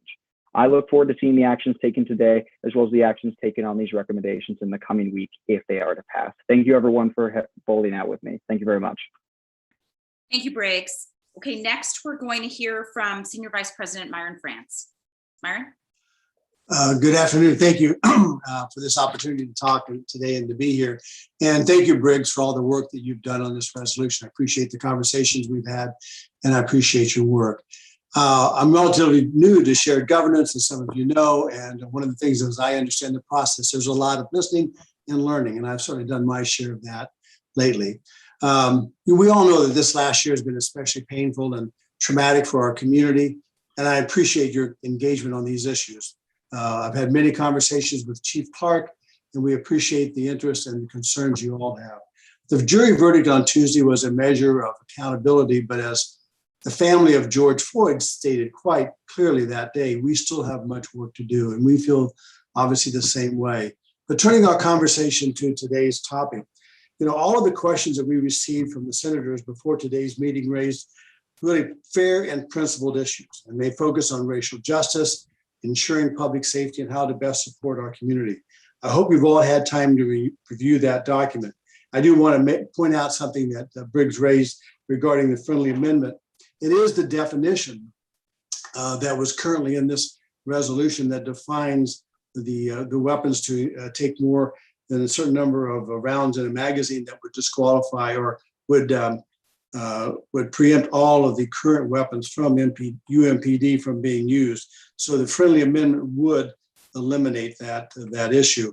Part of the difficulty has been the definition of military grade, and because we do not have military grade weapons, but we do have some weapons, the firearms and the rifles that fit that definition currently in the resolution. That is an issue we would have to clarify, but currently drafted without the amendment, it would eliminate the current firearms and rifles used by UMPD.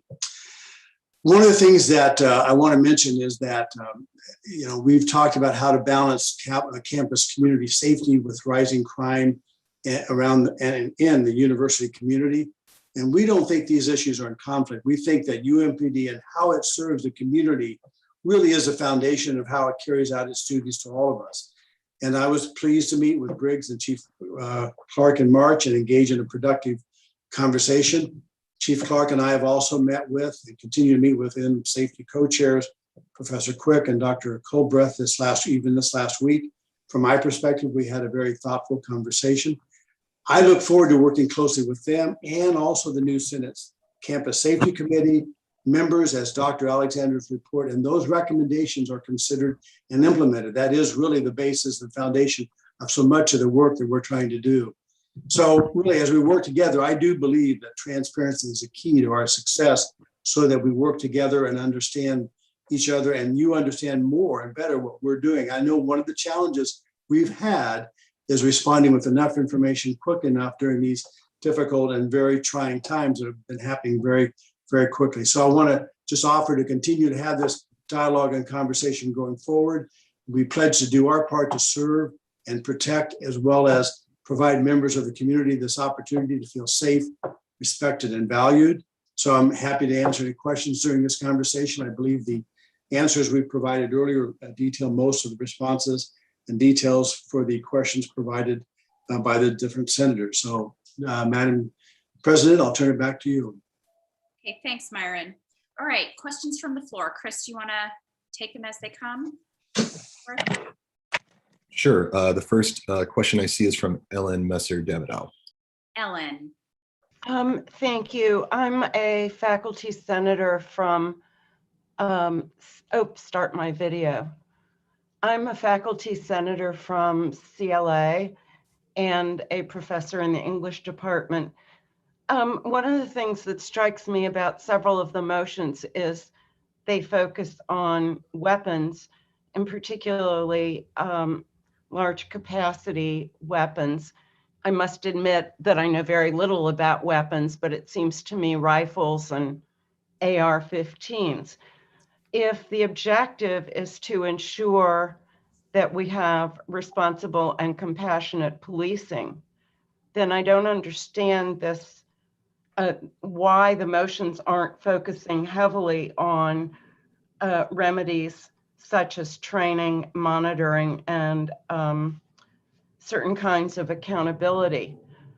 First, we already know from the many examples of police violence that it often is carried out without weapons. We've seen that in the George Floyd murder, the Eric Garner murder, so on and so forth.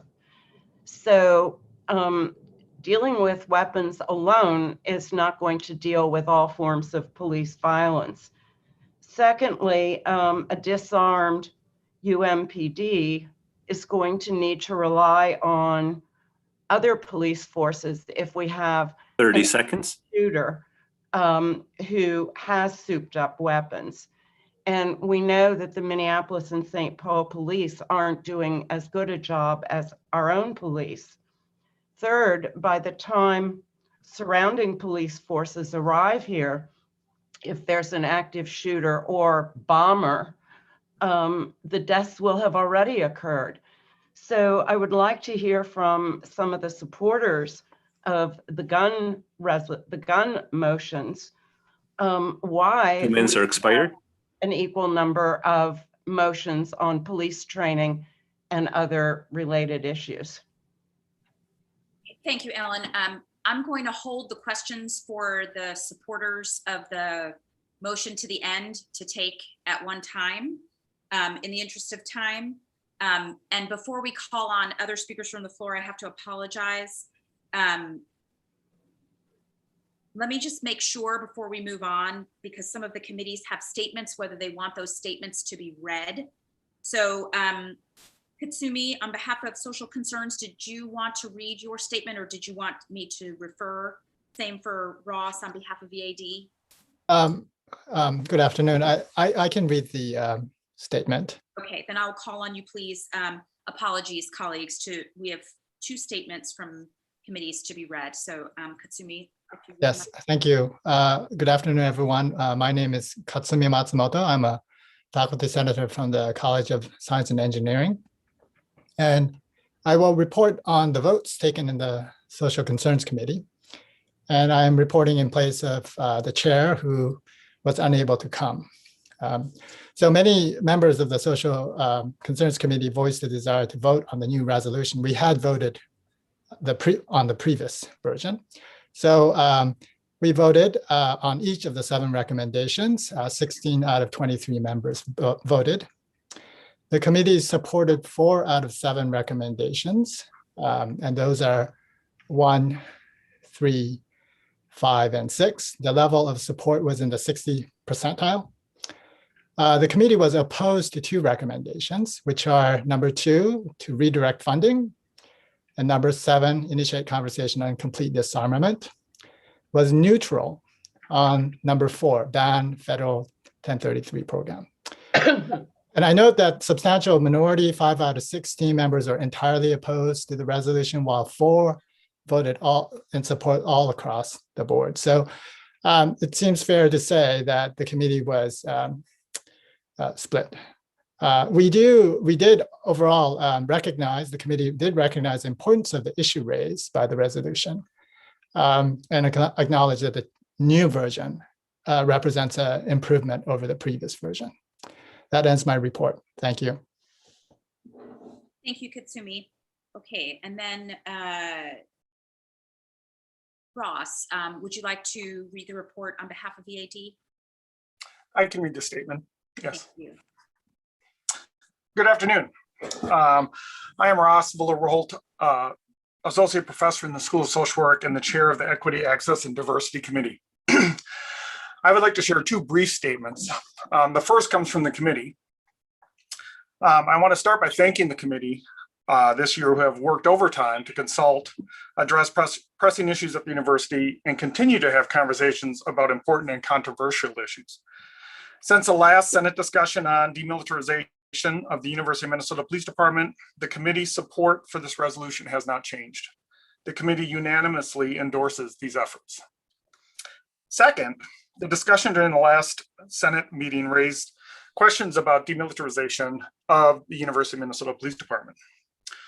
To be clear, the motions before us today are specific to demilitarization, not disarmament and not defunding. Since that meeting, I sought out counsel, advice, and insight on demilitarization. 2 questions guided my efforts. Does demilitarization create harm for individual police officers, police departments, or the communities they serve? And second, does demilitarization create benefits for the same populations? When I studied these questions, 2 findings from the scholarship emerge. The first, militarization of police forces has a neutral impact for police in the department. Current evidence suggests it causes no harm nor creates any benefit for police officers. Second, militarization of the police does have negative impacts for the community served. It is correlated with increased use of force by the police. While I did not complete a comprehensive review of the research on militarization of police, evidence of these 2 findings did emerge and coalesce from multiple studies that further supports the resolutions before us. Finally, In consultation with the faculty, staff, and students in the School of Social Work, the resolution on demilitarization received widespread support. I encourage the Senate to pass the resolution. Thank you. Thank you, Ross. Okay, so let's resume questions from the floor. Chris? Yes, the next question I see is from Aaron Corfield. Aaron? Hi there. Thanks for taking my question. It's really a comment. I'm one of the faculty senators from the medical school, and I am an assistant professor in the Department of Orthopedics.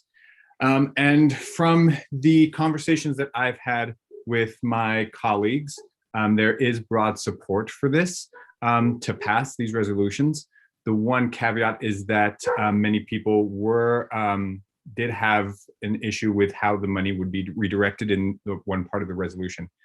And this also did get circulated to the medical students, and there was broad support among the medical students for passage of this. We have a letter with about 160 signatories on it. And so I also encourage the Senate to pass this resolution. Thank you, Aaron. The next comment I see is from Scott Petty. Scott. Hello again. My name is Scott Petty. I'm the graduate student senator from CFANS. I just want to make a comment about the intent of this resolution, irrespective of whether we pass it, but more about how the leaders of the university will have to grapple with this issue in the aftermath of whatever we decide here. So while Briggs Topol has done an enormous amount of work on this crafting the specifics of this resolution over a year, this resolution was actually born last summer from a guy named Isaiah Ogren, who's a former speaker of the MSA Forum. And when he first was showing it around, I asked him, what is demilitarization? And his response was, he didn't think that the University of Minnesota Police Department should have grenade launchers. And to him, that was what demilitarization meant when he was attempting to take a stand against militarization, or that's what militarization meant when he was trying to say that he was opposed to that. In the 1920s, one of the richest men in America was the Secretary of Treasury. His name was Andrew Mellon. His brother was brought before a Senate committee in the late 20s, mainly because he was the brother of this incredibly wealthy Treasury Secretary. He was interrogated about a coal mine that the family owned. One of the questions he was asked was about that their family coal mine 30 seconds owned machine guns. And he was asked, do you need machine guns to run a coal mine? And he said, yes, they're absolutely necessary. So my question would be, do we need grenade launchers to run a university? And I say this not to support the resolution or oppose it, but just as kind of a comment on the spirit of this to our university leaders as they have to make decisions going forward, whether we pass this or not. Thank you, Scott. The next question I have is from Rebecca Jacobson. Hi, Rebecca. Well, hi again, everybody. I have more comments than I do questions. Of course, we've been watching this as Briggs has brought it through all forms of student governance with overwhelming amounts of support from the student body. And the main point I have for all of you who are not students at this university, we spend 24 hours of our lives on or near this campus. Many of you do not live on the Twin Cities campus. You don't live in Dinkytown or Prospect Park or University Village or Como. We live in these areas for 4 years of our lives. And we are telling you that campus police do not make us feel safe. The militarization of the University of Minnesota Police Department has not and does not make us feel safe on our own campus. In fact, I don't have a cumulative record of every time that UMPD has used their military arsenal. Of course, President Gabel has already given an apology for what happened last summer. That's the only time I can think of that this military arsenal has been used, and it was on our own students. Now our police have gone out into communities like Brooklyn Center and Minneapolis, and they are now traumatizing communities of color all over the Twin Cities metro by their mere presence alone. And if you think that they need militarized weapons so they can continue doing that, then I don't know who you're serving other than yourself. You are here to serve the students of the University of Minnesota. 30 seconds. And we have overwhelmingly stated that this is what we want. We are the stakeholder in this situation because we live and breathe this university for 4 years of our lives, 24 hours a day, 7 days a week. And I cannot emphasize enough the importance of this resolution, the importance of every single piece, and the importance of the student voices that have gone into drafting this above importance of all other voices. That's my piece. I think you should all support it. I cannot emphasize enough the importance of this to show students that you really are serving them and trying to protect their best interests, especially students of colors and marginalized identities on our campus. Thank you, Rebecca. The next person I have is Jade Joswick. Jade. Hi, thanks. Yeah, Jade Joswick, she, her pronouns, CLA student senator. I just want to emphasize again what Rebecca said, and also note that just firearms in general, which aren't even on this resolution, make students feel safe. I've heard from many students who have been, the police have been called for, mental health reasons, and, they have these weapons that make students feel unsafe. This resolution has nothing to do with what they usually carry. It has to do with the bare minimum, which is these large weapons and technology that is not needed on a campus. I don't understand why a campus police force would have this. As we said before, we do have connections still with these other stakeholders apparently, which is, I guess, apparently why we were sent to Brooklyn Center. So with that being said, I know that some of you are worried about, well, what happens if we have a mass shooter situation? If we are going to stay in partnership with these other organizations, then we should expect that they will come to our aid. And if we're not going to do it, then that's a whole different question. I think another good thing to know is that the students like Rebecca, like me, like Julia, who's about to talk, we have grown up with the reality of mass school shooting for our entire lives. And we are the ones saying, no, it doesn't matter. 30 Even seconds. in this event, we want to make sure that our university police force do not have these military grade weapons. We can argue the definition of that all day long, but in the end, this resolution is doing the bare minimum. It's just suggesting that we get rid of some of this stuff. So yeah, that is my piece, and I hope you guys all consider that. Thank you. The next person on the list is Julia Scoville. Hi, everyone. I'm Julia Scoville. I use she, her, hers pronouns, and I'm actually from the Morris campus.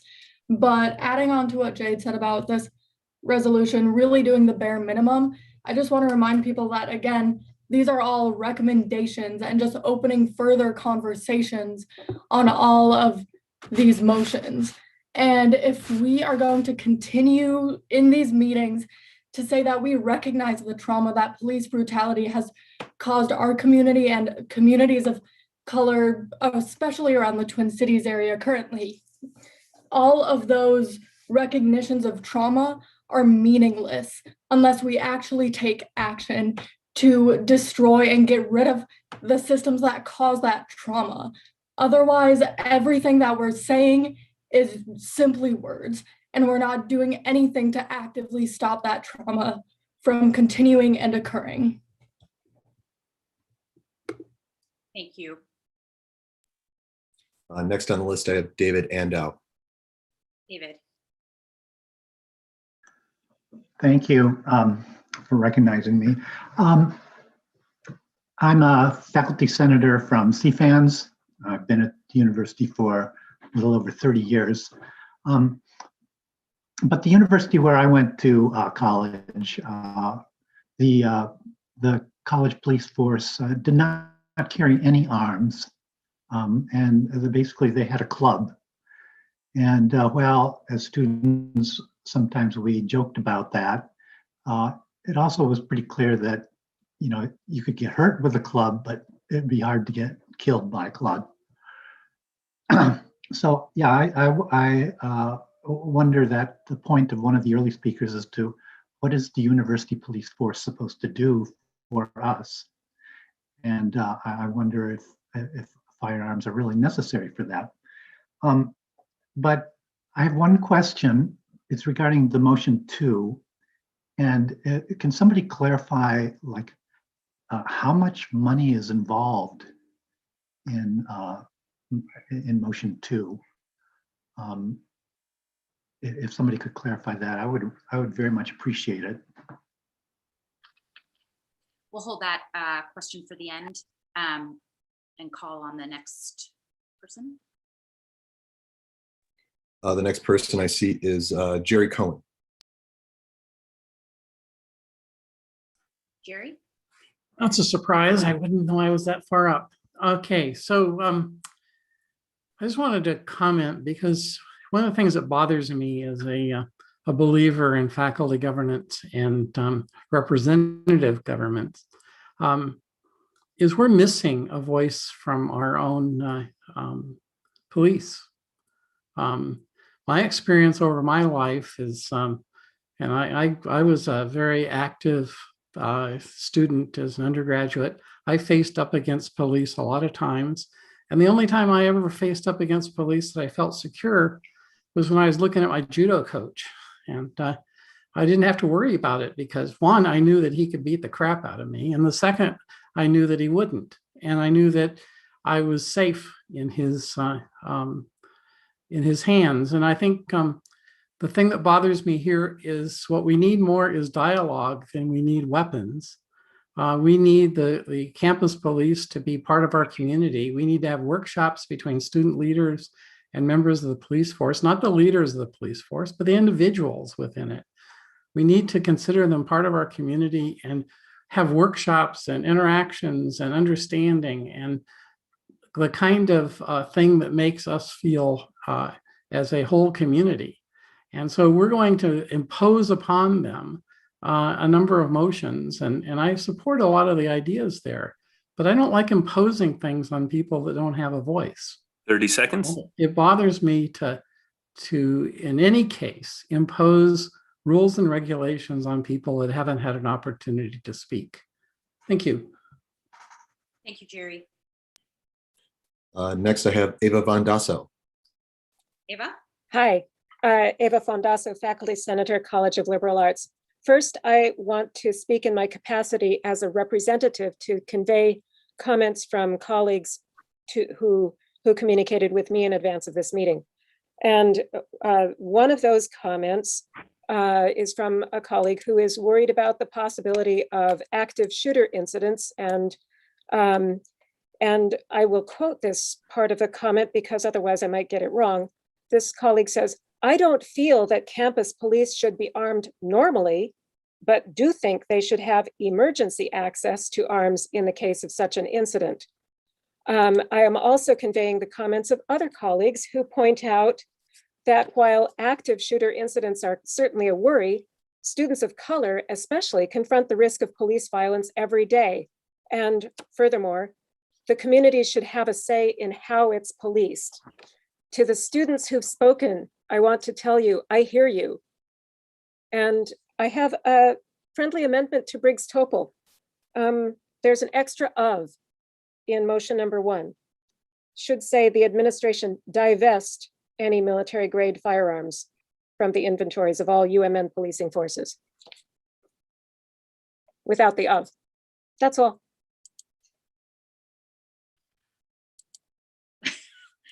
Thank you for that, actually. I assume you take that as a friendly amendment, Briggs? Oh, yes, very much so. Okay. Next question, please, Chris. Sure. The next question is from Beth Stadler. Beth. Hi, I'm Beth Stadler from the College of Science and Engineering. I understand, Faculty Senate. I understand that there's been many changes to the motion, and I'm wondering if it will be read or written down so that we can read it before we vote on it. The other thing is I thought I would mention that one of our faculty had her house broken into with a 5-year-old and a baby in the bedroom with her and her husband while it was broken into. So I think it should be appreciated that actually a lot of us live very close to campus and deal with this for our whole careers. And the other thing is, as I talked to a lot of people in my department in college, I was also told there's a lot of worry about active shooters. There's, according to CNN, been 47 mass shootings, if you believe their definition of that or not, since March. So it's not as rare as you might think it is. And they started quite a while ago. So I think even some of us older people have also grown up with mass shootings. So the main thing is I'd like to have the motions that we can look at them when we vote on them, because I think there's been a lot of changes. And also the people at our college, from what I've understood, they put their faith in the administration, the things that are being done by President Gabel. And they don't necessarily see that this motion is going to improve things, and actually it breaks down the dialogue that Jerry talked about. Thank you. Thank you, Beth. I will just quickly state that most of the body of each motion will be in the poll, but not all of it, because there are character limits on the poll.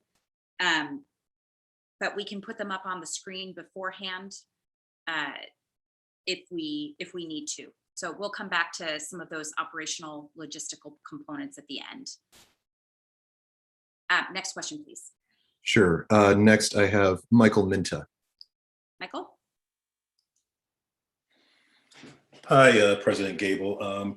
I just had a few words to say. So I want to say, one, I support the spirit of the resolution, and because it's advisory in a lot of ways, I think it's a way that we should be moving. I speak as someone who's been robbed on a college campus, not here, but I've been robbed before, and law enforcement has helped me. I've also speak as someone who's been racially profiled on a college campus too. So I think this effort, and I appreciate Briggs for putting forth this effort. And I do think, President Gabel, I think that you should have the flexibility to work on these efforts.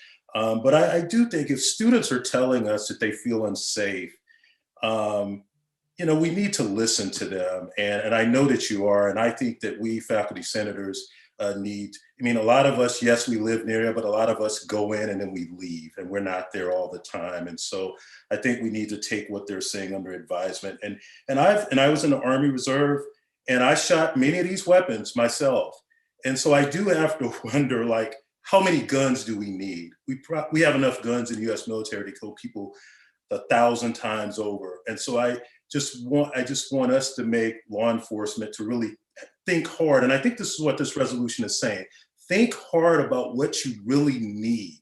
And these things about an active shooter, the likelihood of that happening, not saying it can't. 30 seconds.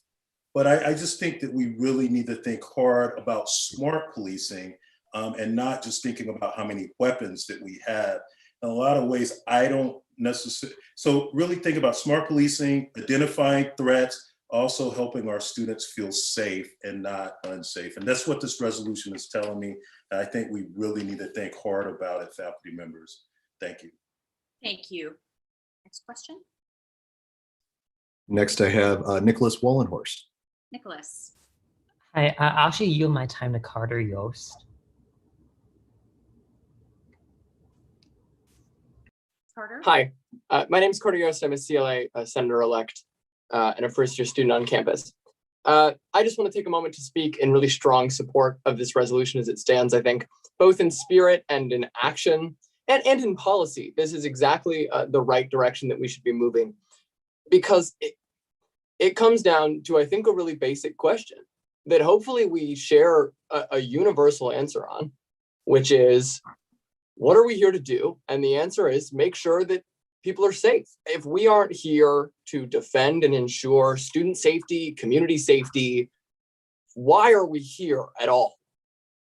Because students, particularly students of color, members of staff, and the surrounding community, all of them are saying, and I'm saying, that we do not feel safe with the active militarization of our university police. That's not to say that all of us feel the exact same way about police or policing or about the university or about UMPD. It's just to say that right now, there's a problem and we know how to solve it. And it starts with this. Students, particularly students of color, are telling us they feel unsafe. And this resolution is an opportunity for us to show them that we have their backs.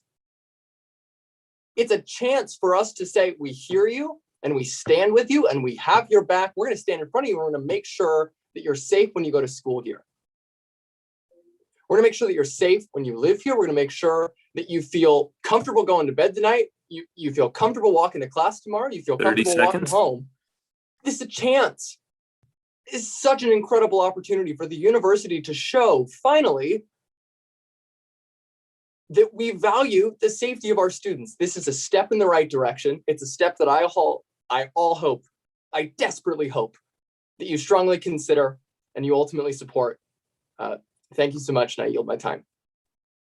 Thank you, Carter. Next question. The next person I have is Jack Flom. Jack. Hello, thanks for recognizing me.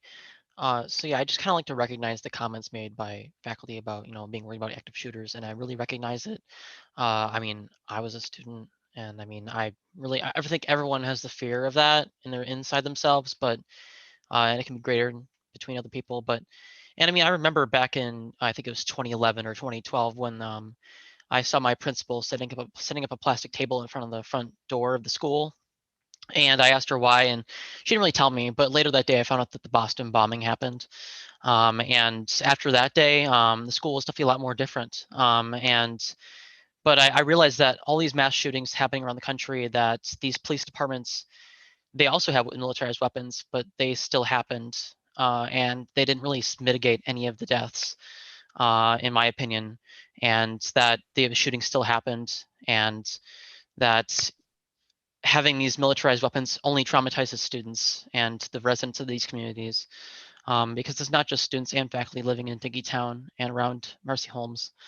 It's more than just that. And I mean, I speak as a person who was arrested last Tuesday in Brooklyn Center. I don't think that the militarized presence of those police departments that were there present really helped me out. So I really want to push for the demilitarization of policing, and this doesn't even really call for that. It's just the possibility of that. So please pass this resolution, and thank you. Thank you, Jack. Next in the queue, I see Emily McGuire. Emily. Hello, Emily McGuire, School of Public Health, she, her pronouns. So I'm speaking on behalf of myself and a lot of my student colleagues in the School of Public Health who very much support this resolution, all parts, all motions, as a really good step forward. We are lucky at the School of Public Health in that a lot of the students and faculty study the impacts of policing and the criminal justice system on the health of our community, specifically communities of color and other marginalized identities. And I think from the research that I've done and that my student colleagues have done, we see this resolution and all 7 motions as a really good step forward to having a healthier community.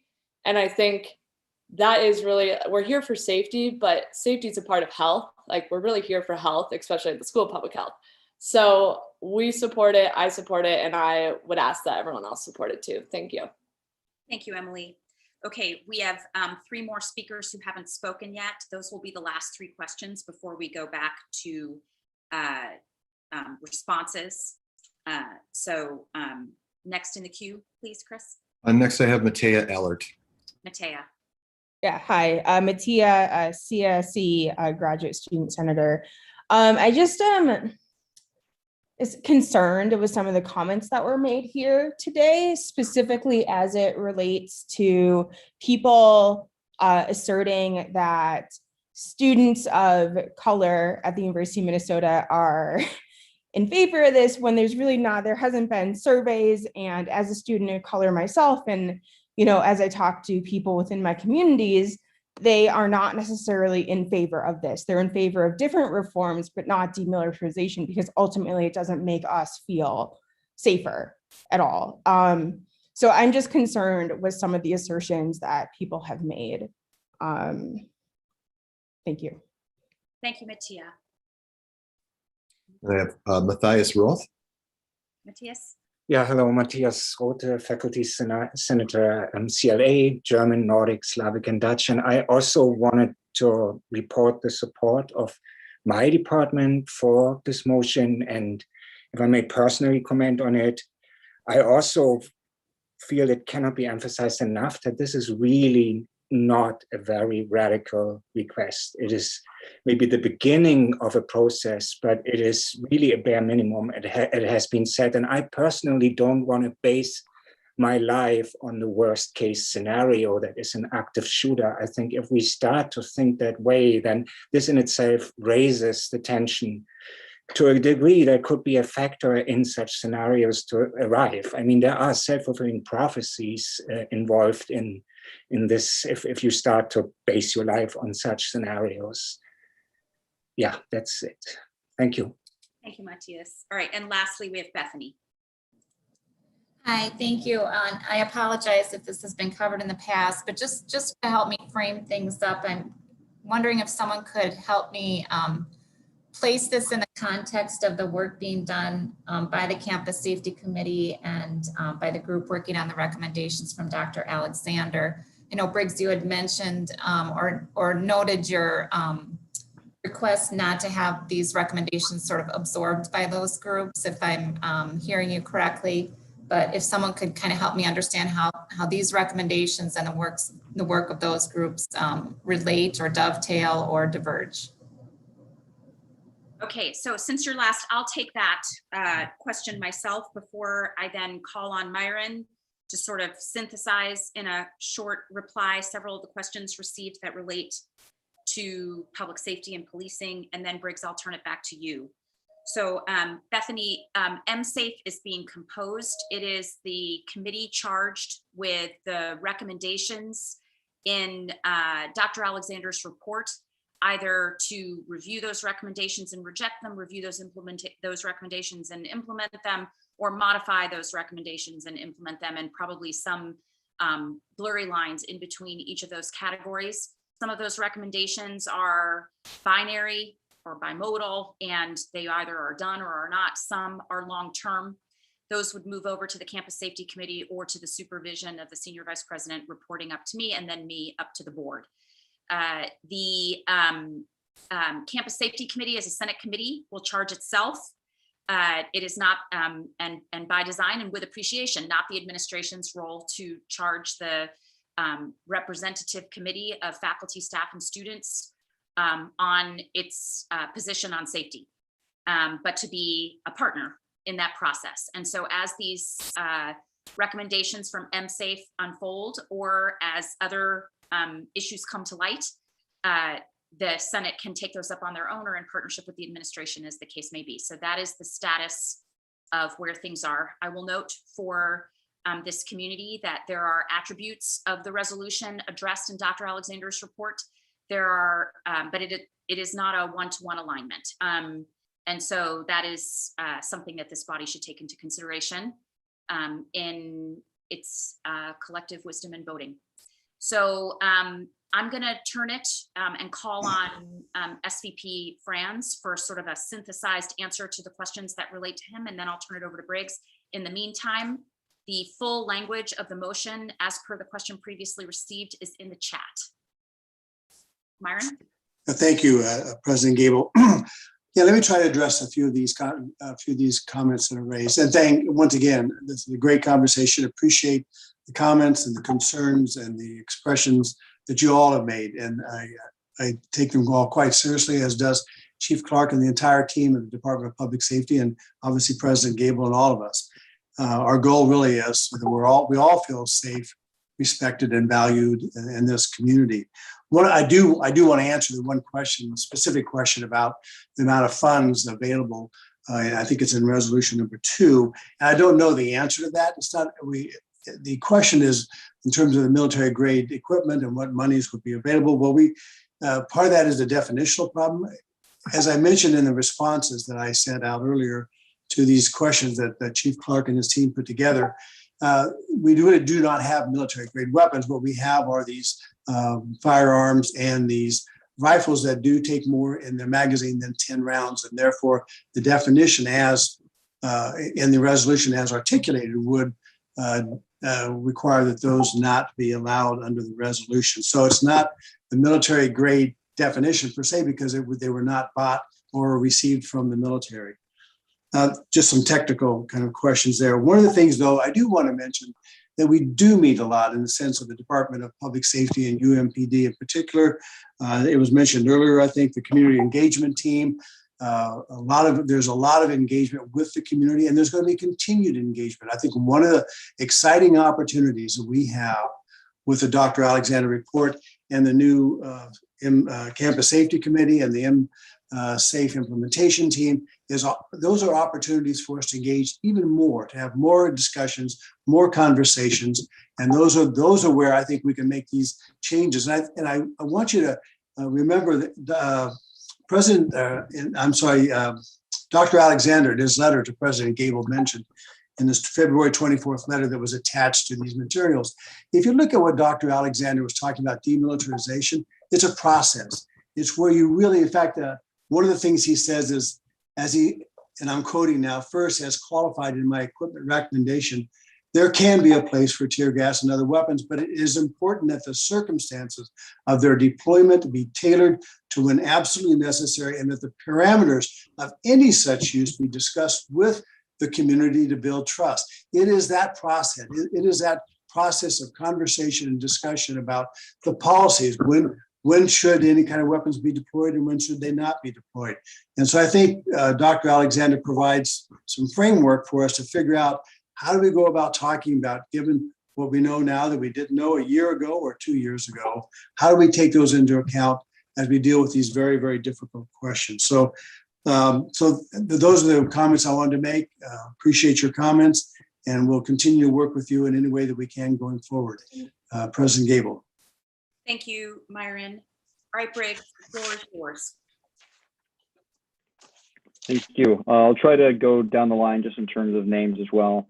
Ellen, and please excuse me if I don't have your titles down, so I'm just going to refer to you as your first names. I apologize for that in advance. Ellen, we do already rely on SWAT in high volatile situations. I'm not sure if this is specifically tailored for active shooter situations, as I was asked not to discuss that policy publicly. But I do know that we do rely on SWAT. So even if we were to remove ourselves from our alliances with the Western Task Force or the one with the state, we still do rely on SWAT whenever a situation occurs with MPD or with Ramsey County.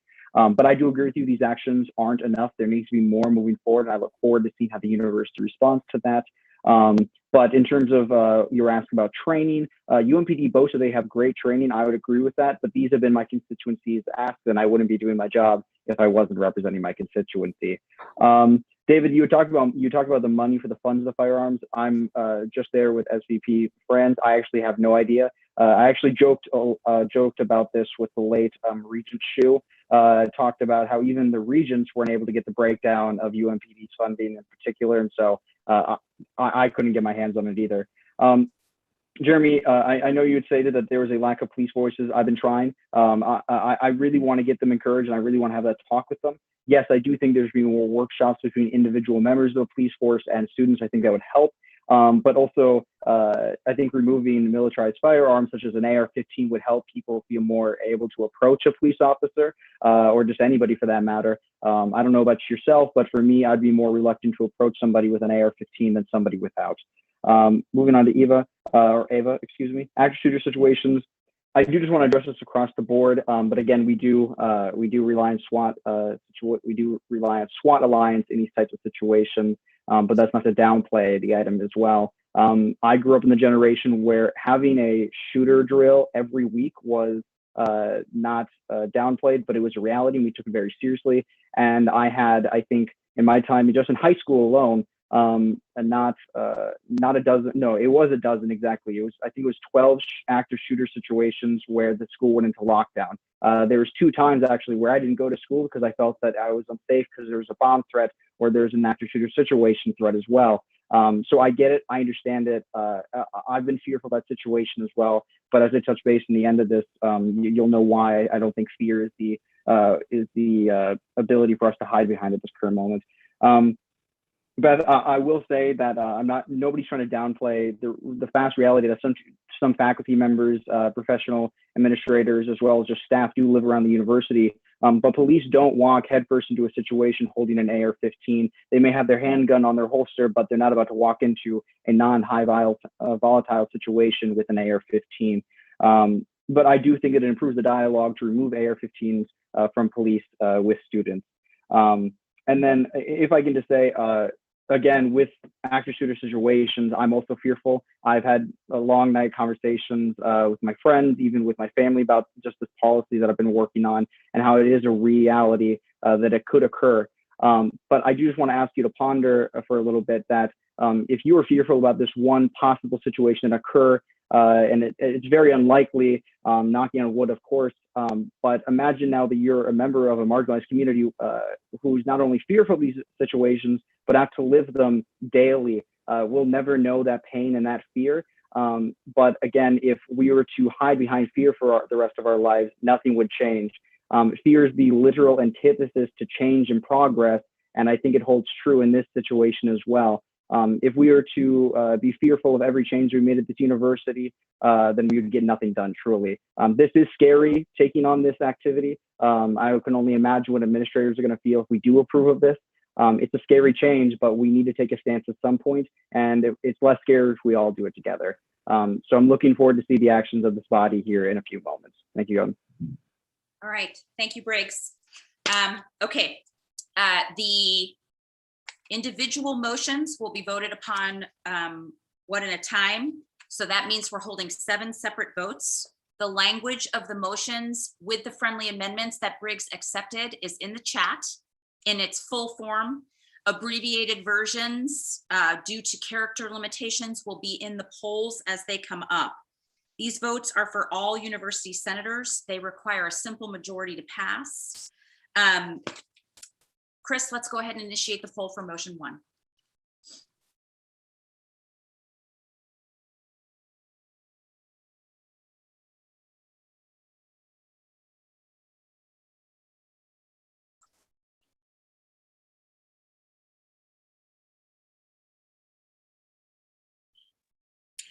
All right, we'll give another 10 seconds.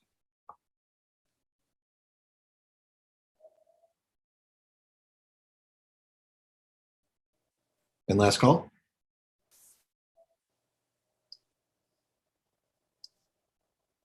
There being 135 ayes, 47 nays, and 8 abstentions, motion 1 prevails.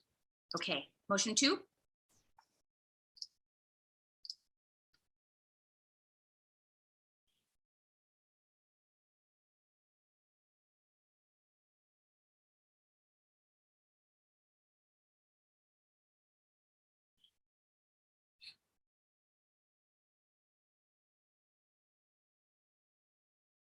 Again, 10-second warning.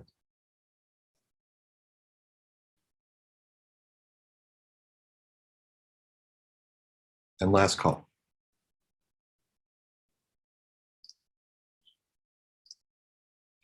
There being 101 ayes, 81 nays, and 8 abstentions, that motion number 2 prevails. Motion 3.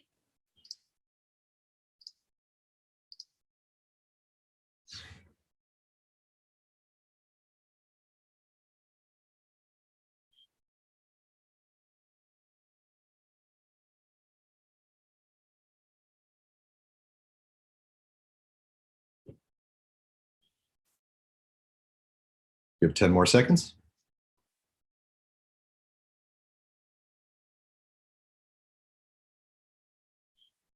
And last call.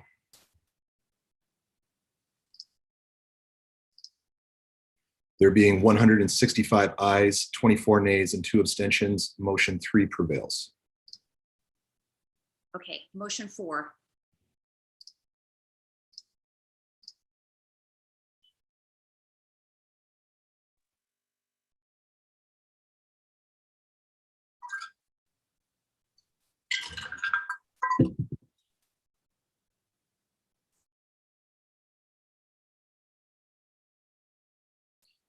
We'll give 10 more seconds.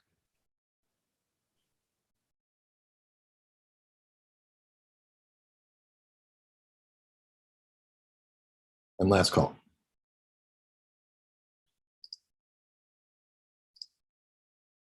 There being 138 ayes, 39 nays, and 12 abstentions, motion 4 prevails. Okay, motion 5.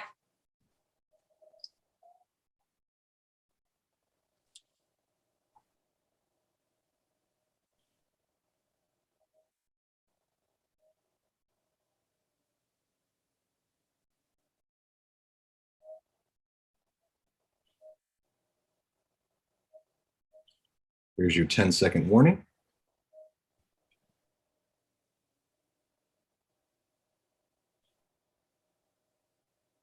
And last call.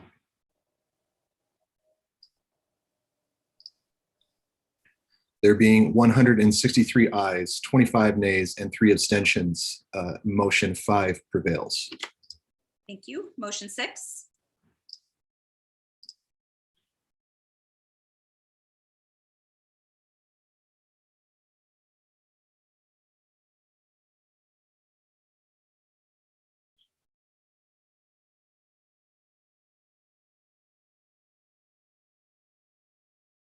Give it 10 more seconds.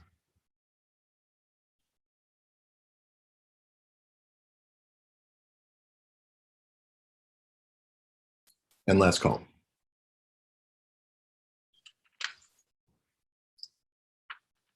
There being 152 ayes, 36 nays, and 1 abstention, motion 6 prevails. Motion 7.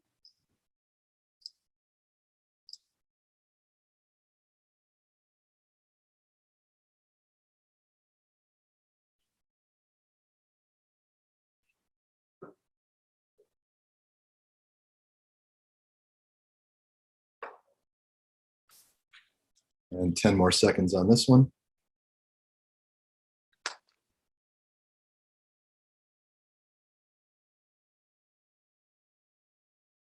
And last call.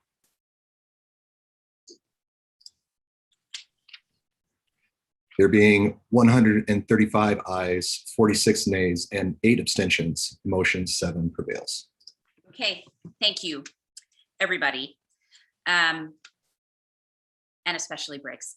Okay, item 17 concerns a letter sent by the Equity, Access, and Diversity Committee to the chairs of the MSAFE implementation team and is presented for information.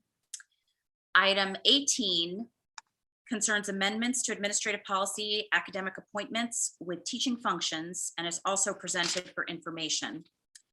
Item 19 concerns the dates for next year's Senate meetings, which are presented for information.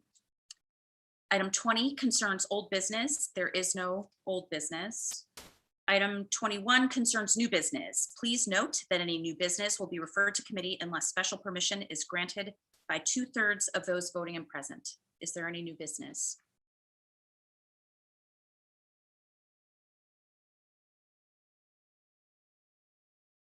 Seeing none, I will call for item 22, a motion to adjourn. So moved. Second. Any discussion? Do we want to launch a poll or do we all want to just go home? We will launch the poll. We can make it very abbreviated. Yes. I'll give you 10 more seconds.